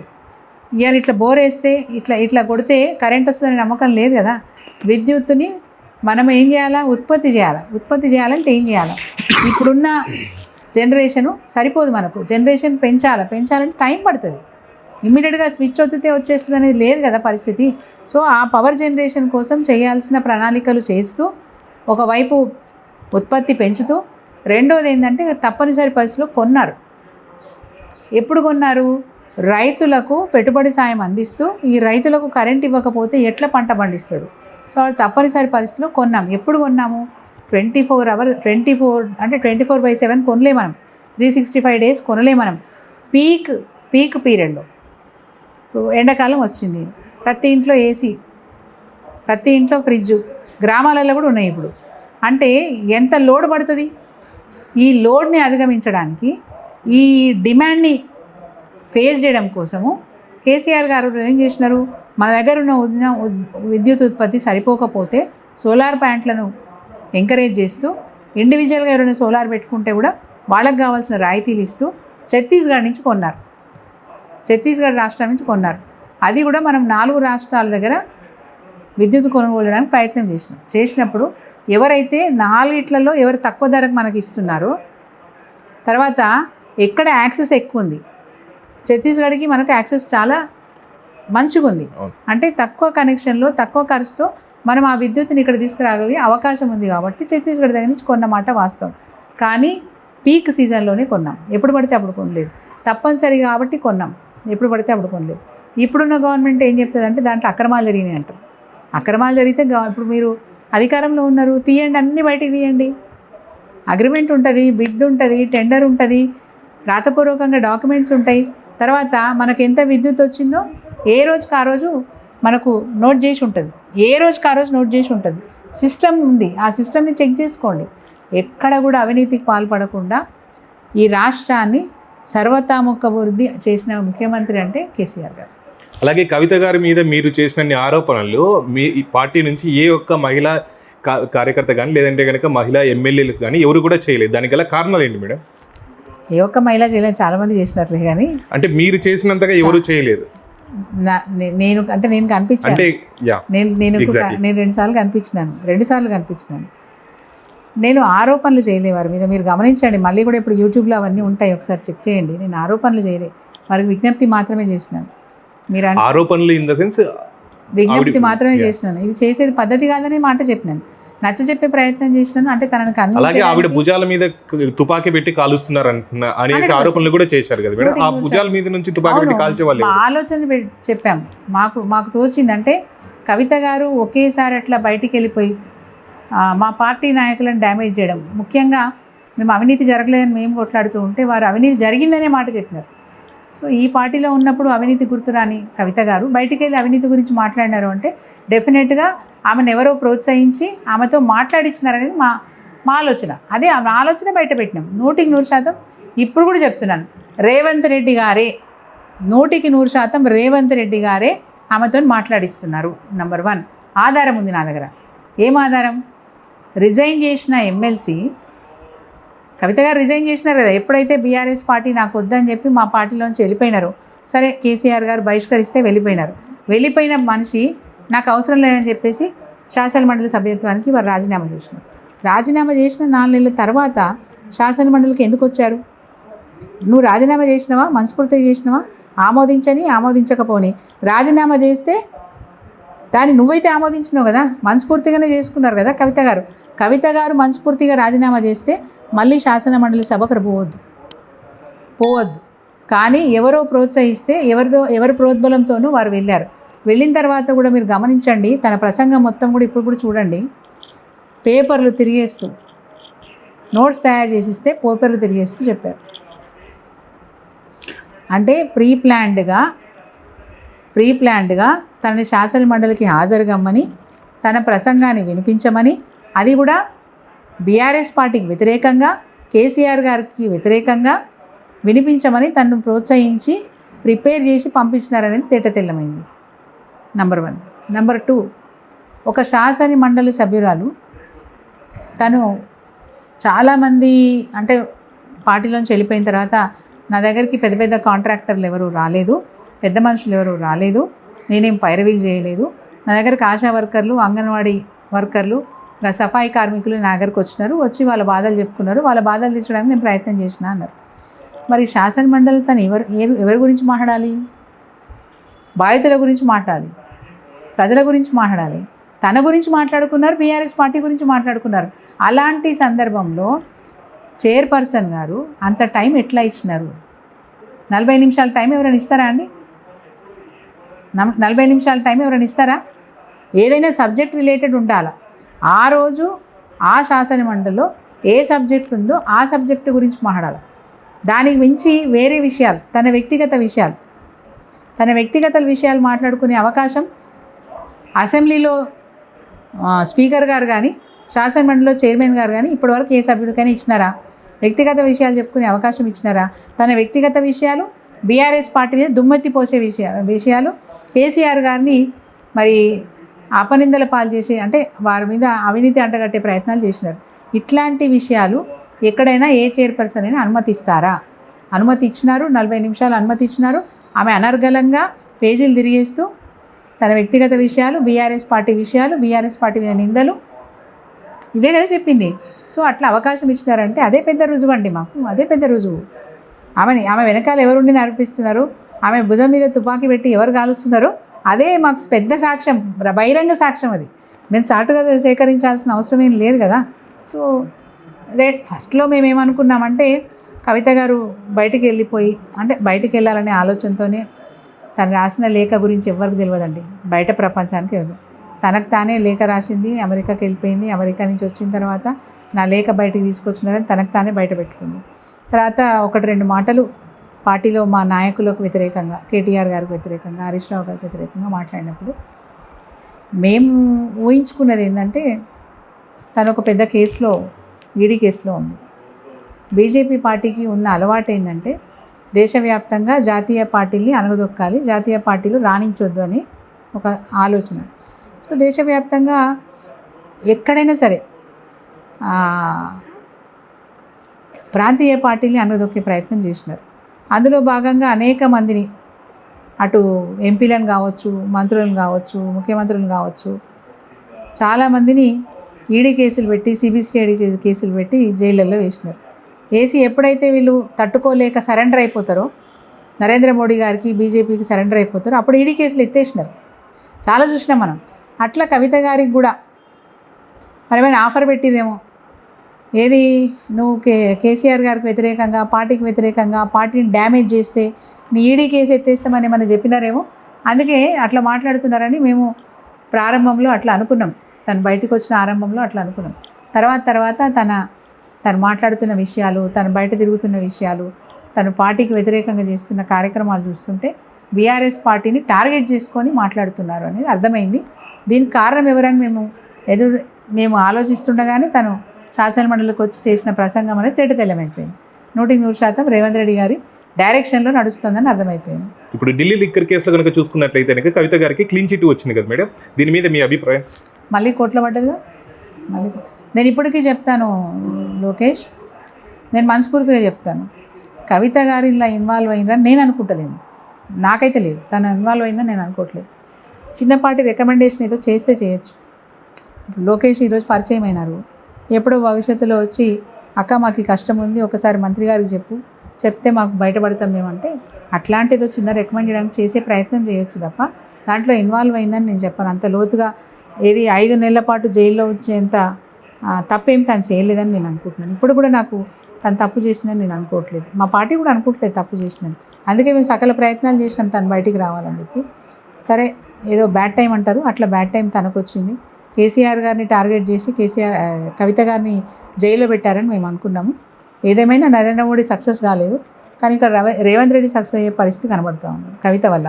అలాగే కేసీఆర్ గారు ఓడిపోవడానికి కవిత గారి లిక్కర్ కేసు కూడా చాలా కారణం అనేసి అంటారు, దీని మీద మీ అభిప్రాయం? కొంతమేర ఎందుకంటే అంత పెద్ద ఆయన కూతురు అట్లా నింద మోసింది అంటే, నింద అని మేము అనుకుంటున్నాము, నిజమని కొందరు అనుకుంటారు, నిజమని ప్రచారం కూడా చేస్తారు. సో అది కూడా ఒక సాకుగా చూపించి మాకు ఓట్లు రాకుండా చేసే ప్రయత్నం చేసినారు. సో అట్లా కూడా మేము నష్టపోయినామని చెప్తున్నాం. దాన్ని సాకుగా చూపించి మాకు వ్యతిరేకంగా ప్రచారం చేసే వాళ్ళు చేస్తారు కదా, అట్లా కూడా కొంత నష్టపోయినాము. అలాగే ఇవాళ వస్తున్న వార్తలు ఏంటంటే కనుక కవిత గారి కొత్త పార్టీ పేరు టీఆర్ఎస్గా నామకరణం చేయబోతున్నారు అనేసి వస్తున్నాయి, దీని మీద మీ అభిప్రాయం? వారు ఏ పార్టీ పెట్టినా మాకేం అభ్యంతరం చెప్పండి. ఎవరికైనా ప్రజాస్వామ్యంలో పార్టీ పెట్టుకునే హక్కు ఉన్నది. She has right. పెట్టనివ్వండి, ఎదగనివ్వండి, సంతోషపడతాం కదా. మా తెలంగాణ బిడ్డ, మా ఆడబిడ్డ కూడా గొప్పగా ఎదుగుతుందంటే మేము కూడా సంతోషపడతాం. వ్యతిరేకించేది ఏమీ లేదు. ఎప్పుడు వ్యతిరేకిస్తామంటే మా పార్టీని డ్యామేజ్ చేసినప్పుడు, మా పార్టీని తక్కువ చేసి మాట్లాడినప్పుడు, మా అధినాయకుడిని తక్కువ చేసి మాట్లాడినప్పుడు, మా మూల స్తంభాలైనటువంటి కేటీఆర్ గారిని, హరీష్ రావు గారిని, వారిని డ్యామేజ్ చేసే ప్రయత్నం చేసినప్పుడు, వాళ్ళ మీద నిందలు వేసినప్పుడు మాత్రమే మేము రియాక్ట్ అవుతాం.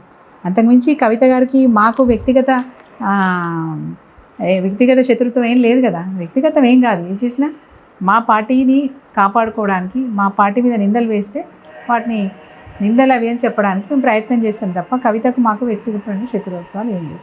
అయితే కనుక ఫ్యూచర్లో ఎప్పుడైనా మీరు కవిత గారి పార్టీలో చేరడానికి అవకాశం ఉందంటారు మేడం? అది మా పార్టీ అధినేత యొక్క నిర్ణయాన్ని బట్టి ఉంటుంది. వద్దన్నది వారే. ఒకవేళ కవిత గారు మళ్ళీ కలిసి వస్తానంటే తీసుకునేది వారే, మాకు సంబంధం లేదు. అంటే మీరు కవిత గారి పార్టీలో చేరడానికి ఏమన్నా అవకాశం ఉంటుందా? One and only father, God father KCR, మా బాపు కేసీఆర్. ఓకే, అంటే మీ లైఫ్లో ఇంకా ఈ గులాబీ జెండా తప్ప వేరే జెండా లేదు? పరిస్థితులు వచ్చినా ఏం జరిగినా కేసీఆర్ గారిని విడిచిపెట్టేది లేదు, గులాబీ జెండా విడిచిపెట్టేది. ఇట్లా ఐలయ్య గారి మీద 6-7 months బ్యాక్ ఏదైతే కనుక ఆయన మీద ఆరోపణ వచ్చిందో, అంటే ఆయన ఎలక్షన్ అఫిడవిట్లో 30 ఎకరాల భూమిని మాత్రమే చూపించడం జరిగింది. ఆయనకు దాదాపు 250 ఎకరాల భూమి ఉంది, కానీ ఆయన కేవలం 30 ఎకరాలు మాత్రమే చూపించారు అఫిడవిట్లో అనేసి రైస్ చేయడం జరిగింది. దాని మీద మీరు ఎటువంటి మీ కామెంట్ కూడా నాకైతే ఆన్లైన్లో దొరకలేదు. దీని మీద మీ స్పందన ఏంటి మేడం? నాకేం నిజాలు తెలియనప్పుడు, ఆధారాలు లేనప్పుడు నేను మాట్లాడడం కరెక్ట్ కాదని నేను మాట్లాడలేదు. ఎవరో కేసు వేసినారని తెలిసింది మా కాన్స్టిట్యున్సీలో, అతను అఫిడవిట్లో తప్పు చూపించాడని చెప్పేసి కేసు వేసినని తెలిసింది. కోర్టులో తెలుస్తుంది, మనం ఎందుకు తొందరపడాలి? అంటే మీ కాన్స్టిట్యున్సీలో ప్రజలు మాట్లాడుకుంటుంది ఏంటంటే కనుక ప్రతి ఒక్కరు కూడా ఈ ఆస్తులు అయితే కనుక సునీత గారికి ఉన్నాయి, అండ్ ఆల్సో ఐలయ్య గారికి కూడా ఉన్నాయి, అందుకే ఇద్దరు మాట్లాడట్లేదు అన్న ఆరోపణలు ఉన్నాయి. సునీత గారికి ఉంటే సునీత గారి దగ్గరనే ఉంటాయి, ఐలయ్య దగ్గర ఉంటే ఐలయ్య దగ్గరికి ఉంటాయి. ఐలయ్య నాకు రావు, నా ఐలయ్యకు పోవు కదా.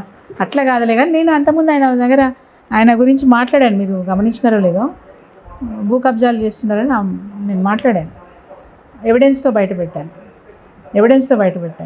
ఆయన అధికారంలో ఉన్నాడు కాబట్టి ఆ ముఖ్యమంత్రి కానీ వాళ్ళ మంత్రులు కానీ పట్టించుకోరు కదా. ఎవిడెన్స్తో బయట పెట్టాను. ఆయన చేసిన తప్పులు 2 సార్లు బయట పెట్టాను. ఒకటి కొలన్పాకలో, ఆలేరు మండలం.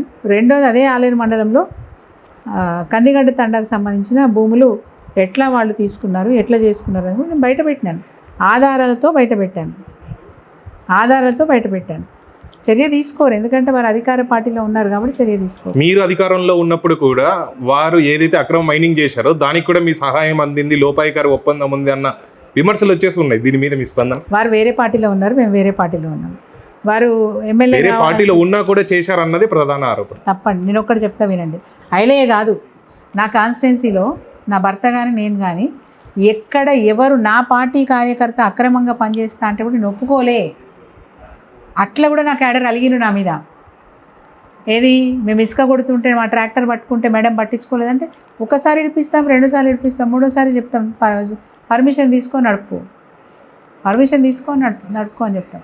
అక్రమ మైనింగ్ కానీ, అక్రమ దందాలు కానీ, అక్రమంగా భూములు కొనుగోలు చేయడం కానీ ఎక్కడ కూడా మా పాత్ర ఇసుక అంతా కూడా ఉండదు. మేమంత నిజాయితీగా బతికినాం. అంత నిజాయితీగా మేము అక్కడ ఉన్నన్ని రోజులు మా కార్యక్రమాలు కానీ, మా పార్టీ కార్యక్రమాలు కానీ, అభివృద్ధి కార్యక్రమాలు కానీ ఎక్కడ కూడా మచ్చబడకుండా బతికినాం. నేను ఉన్నా, నేను పోయినా ఇదే రికార్డు ఉంటుంది.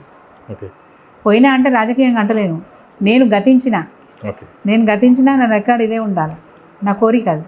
కేసీఆర్ గారు కూడా మాకు అనేక మార్లు ఎల్పీ సమావేశాల్లో చెప్తూ ఉండేది, మరకలు అంటించుకుంటే ఒక్కరు మీలో ఒక్కరు మరకలు అంటించుకున్నా పార్టీకి మరకలు అంటుతాయి. మనం పార్టీ అనుకోవద్దు, మన బాధ్యత అనుకోవాలా. తెలంగాణ తెచ్చింది మనమే, తెలంగాణ బాగు చేసే బాధ్యత మనది. సో ఆ బాధ్యత పూర్తయ్యేంత వరకు ఒక్కరు కూడా మరకలు అంటించుకోవద్దని మాకు గట్టిగా చెప్పేవాళ్ళు. ఎవరైనా తప్పు చేస్తే అందరి ముందర నిలబెట్టేవాళ్ళు. తెలుస్తుంది కదా వారికి, ఇంటెలిజెన్స్ రిపోర్ట్ పోతుంది. మేము ఒకసారి షాక్ అయినాం. ఎల్పీ సమావేశం అంటే మా ఎమ్మెల్సీలు, మా ఎమ్మెల్యేలు, మా ఎంపీలు, మా కార్పొరేషన్ చైర్మన్లు ఉంటారు. అందరి సమక్షంలో ఒక ఎమ్మెల్యేని నిలబెట్టి నీ పద్ధతి బాగాలేదు, నువ్వు మార్చుకోకుంటే మాత్రం పార్టీ ఖరాబ్ అవుతుంది, నీకు అవకాశం ఇస్తున్నా మార్చుకో, లేకపోతే పక్కన పెట్టాల్సి వస్తుందని చెప్పి వార్నింగ్ ఇచ్చారు. ఎంత అవమానం అండి అది, అవమానమా కదా? అట్లాంటి పరిస్థితి ఎందుకు తెచ్చుకుంటాము? సార్కి, కేసీఆర్ గారికి 6 నెలలకు ఒకసారి ఇంటెలిజెన్స్ రిపోర్ట్ పోతుంది. మా పార్టీలో ఎమ్మెల్యేలు ఎవరేం చేస్తారో తెలుస్తుంది. మేము పని చేస్తలేమంటే కూడా పిలిచి మందలిస్తారు, ఎందుకు పని చేస్తారో, నీకేం కావాలా, అది ఎందుకు పట్టించుకోవాలి, ఆ పని చేయను, నీకేం కావాలో చెప్పు నేను ఇస్తానని ఎమ్మెల్యేని పిలిపించి అభివృద్ధి కార్యక్రమాల్లో పాలు పంచుకుంటట్టు చేస్తుండే. వాళ్ళు ఎక్కడ నిర్లక్ష్యం వహిస్తే ఈ పని ఎందుకు జరగలేదని అడుగుతుండే, నువ్వు ఎందుకు మానిటర్ చేస్తలేమని అడుగుతుండే. ఒక ఇరిగేషన్ ప్రాజెక్టు సంబంధించి కాలువల పనులు అవుతలేమని కంప్లైంట్ వస్తే అక్కడున్న ఎమ్మెల్యేని ఏం పని చేస్తున్నావు, పో కాలువ మీదకి పో, ఇప్పుడు రివ్యూ మీటింగ్ పెట్టినావా, అధికారులను అడిగినావా? అట్లా మాతో పని చేయించినారు. తెలంగాణ రాష్ట్ర అభివృద్ధి కోసం వారు ఏవైతే కార్యక్రమాలు చేస్తున్నారో మమ్మల్ని ఇన్వాల్వ్ చేసినారు, పబ్లిక్ని కూడా ఇన్వాల్వ్ చేసినారు. మిషన్ కాకతీయ పెద్ద ఎగ్జాంపుల్ కదా ఇన్వాల్వ్ చేయడం అనేది. చెరువులో పనులు చేసేటప్పుడు ఆ ఊరిలో వాళ్ళే వచ్చి ఆ ఊరు చెరువు పనులు చేసుకోవాలని చెప్పినారు. ఆ మట్టి తీసుకెళ్ళమన్నారు, మీ పొలాల్లో వేసుకోమని చెప్పినారు. చెరువు మట్టి తీసుకుపోయి కాంట్రాక్టర్ జేసీబీ పెడతాడు, ఇటాచి పెడతాడు, ఆ మట్టి మీ ట్రాక్టర్లు పెట్టి తీసుకుపోయి మీ పొలాల్లో వేసుకోండి అని చెప్పినారు. అంటే పబ్లిక్ ఇన్వాల్వ్మెంట్ ఉండాలి ప్రతి పనిలో. పల్లె ప్రగతి కార్యక్రమాలు చేసినామండి. పల్లె ప్రగతి కార్యక్రమాల్లో ఎవరున్నారు? ప్రతి గ్రామంలో 6 కమిటీలు వేసినారు, 5 కమిటీలు వేసినారు. 5 కమిటీలు ఎవరున్నారు? పబ్లికే ఉన్నారు. పారిశుద్ధ్య కమిటీ, అభివృద్ధి కమిటీ, మంచినీటి సరఫరా కమిటీ, హరితహారం కమిటీ అని ఇట్లా 5 కమిటీలు వేసి ఆ ఊరు పచ్చబడేలాగా, ఆ ఊరు అభివృద్ధి జరిగే అవకాశం ఎవరికి ఇచ్చినారు? ఆ ఊరిలో ఉన్న ప్రజలకే ఇచ్చినారు. కేసీఆర్ గారి మీద వచ్చిన ప్రధాన ఆరోపణ ఏంటంటే కనుక ఎమ్మెల్యేని కలవట్లేదు, మినిస్టర్ని కలవట్లేదు అనేసి బీఆర్ఎస్ నుంచి, పార్టీ నుంచి వీడినటువంటి చాలామంది నాయకులు చేసిన ఆరోపణ వచ్చేసి ఇదే. ఇప్పుడు ఈటెల రాజేంద్ర దగ్గర నుంచి ప్రతి ఒక్కరు కూడా చేసినటువంటి ఆరోపణ వచ్చేసి ఇదే. మీరు కూడా ఎమ్మెల్యేగా చేశారు కదా మేడం, మీరు ఆయన్ని కలవడానికి అవకాశం ఉంటుంది. నేను కూడా 4 సార్లు వాపసు వచ్చినాను. వారు బిజీ ఉన్నప్పుడు టైం ఇవ్వరు, అది మనం అర్థం చేసుకోవాలి, అంతే కదా, అర్థం చేసుకోవాలి. కన్న తండ్రి మీద అలిగి నేను వెళ్ళిపోతా అంటే అది పద్ధతి కాదు. కొన్ని సందర్భాలలో హర్ట్ అయినా కానీ అర్థం చేసుకోవాలి. ఇంట్లో అమ్మ మీద కోపం రాదా, నాన్న మీద కోపం రాదా? వస్తుంది కదా. మరి అట్లాంటప్పుడు నీ పిల్లలు కూడా నీ మీద కోపం వస్తుంది, నా పిల్లలు కూడా నా మీద కోపం వస్తుంది. పరిస్థితులు అర్థం చేసుకొని పార్టీని ఎట్లా ముందుకు తీసుకుపోదాం, అభివృద్ధి ఎట్లా చేద్దాం, రాష్ట్ర బాధ్యత మనది అన్నప్పుడు మనం ఎట్లాంటి పని చేయాలని ఆలోచించుకొని పని చేయాలి. ఒకరోజు బాధ అనిపిస్తే రెండో రోజు మర్చిపోయే ప్రయత్నం చేయాలి, మూడో రోజు కలిసినప్పుడు నార్మల్గా మాట్లాడుకోవాలి. మళ్ళీ మన విషయాలు ఎందుకు చెప్పుకోవాలి? నువ్వు కలవడానికి పోయిన రోజు ఏ విషయాలు అయితే చెప్పుకోదలుచుకున్నావో మళ్ళీ రోజు చెప్పుకోవాలి విషయాలు, అంతే తప్ప అలిగిపోతా అంటే ఎట్లా? ఓకే, చివరిగా వచ్చేసి 2028లో మళ్ళీ బీఆర్ఎస్ పార్టీ మళ్ళీ అధికారంలోకి రావడానికి అవకాశం ఉందంటారా? 100% అధికారం ఉంది. మేము చాలా కష్టపడాల్సిన పని లేదు. మేము చేయాల్సిన పనుల్లో ఏంటంటే ఆ రోజు మేము చేసిన తప్పును సరిదిద్దుకోవడం, మేము చేసిన అభివృద్ధి కార్యక్రమాలు, మేము ఇస్తున్న సంక్షేమ పథకాలు ప్రజలలో ప్రచారం చేసుకోకపోవడం వల్ల మాకు నష్టం జరిగింది. రేవంత్ రెడ్డి గారు మాట్లాడిన అబద్ధాలు, రేవంత్ రెడ్డి గారు చేసిన మోసాలు, కాంగ్రెస్ పార్టీ చేసిన మోసాలు, వాళ్ళు అభివృద్ధి విషయంలో వెనుకబడిన విషయాలు, ఈరోజు దేశంలో రాష్ట్రం ఎట్లా వెనుకబడిపోయిందనే విషయాలు మేము ప్రజల్లోకి తీసుకెళ్తే చాలు, మేము సక్సెస్ అవుతాం. ఈ పుణ్యం కాంగ్రెస్ పార్టీది. మళ్ళీ మేము బలోపేతం అవ్వడానికి కాంగ్రెస్ పార్టీయే మాకు అవకాశాలు కల్పిస్తుందని మేము అనుకుంటా ఉన్నాం. మా లీడర్లు ఎంత పట్టుబట్టి పనిచేసినా ప్రజల్లో అనేది ఆలోచన వచ్చేసింది. ప్రజల్లో మంచి ఆలోచన వచ్చింది. ప్రజల్లో ఇప్పుడు మార్పు వచ్చింది. మేము తప్పు చేసినామనే ఆలోచన వచ్చింది. ఆ రోజు మేము తొందరపడి ఓటు అట్టేసినాం, కానీ అట్లా వేయాల్సింది లేకుండే మేము మళ్ళీ కేసీఆర్ గారి పార్టీకే మద్దతు ఇస్తాం, కేసీఆర్ని గెలిపించుకుంటామనే మాట చెప్తా ఉన్నారు. Thank you so much madam, interview ఇచ్చినందుకు. Thank you.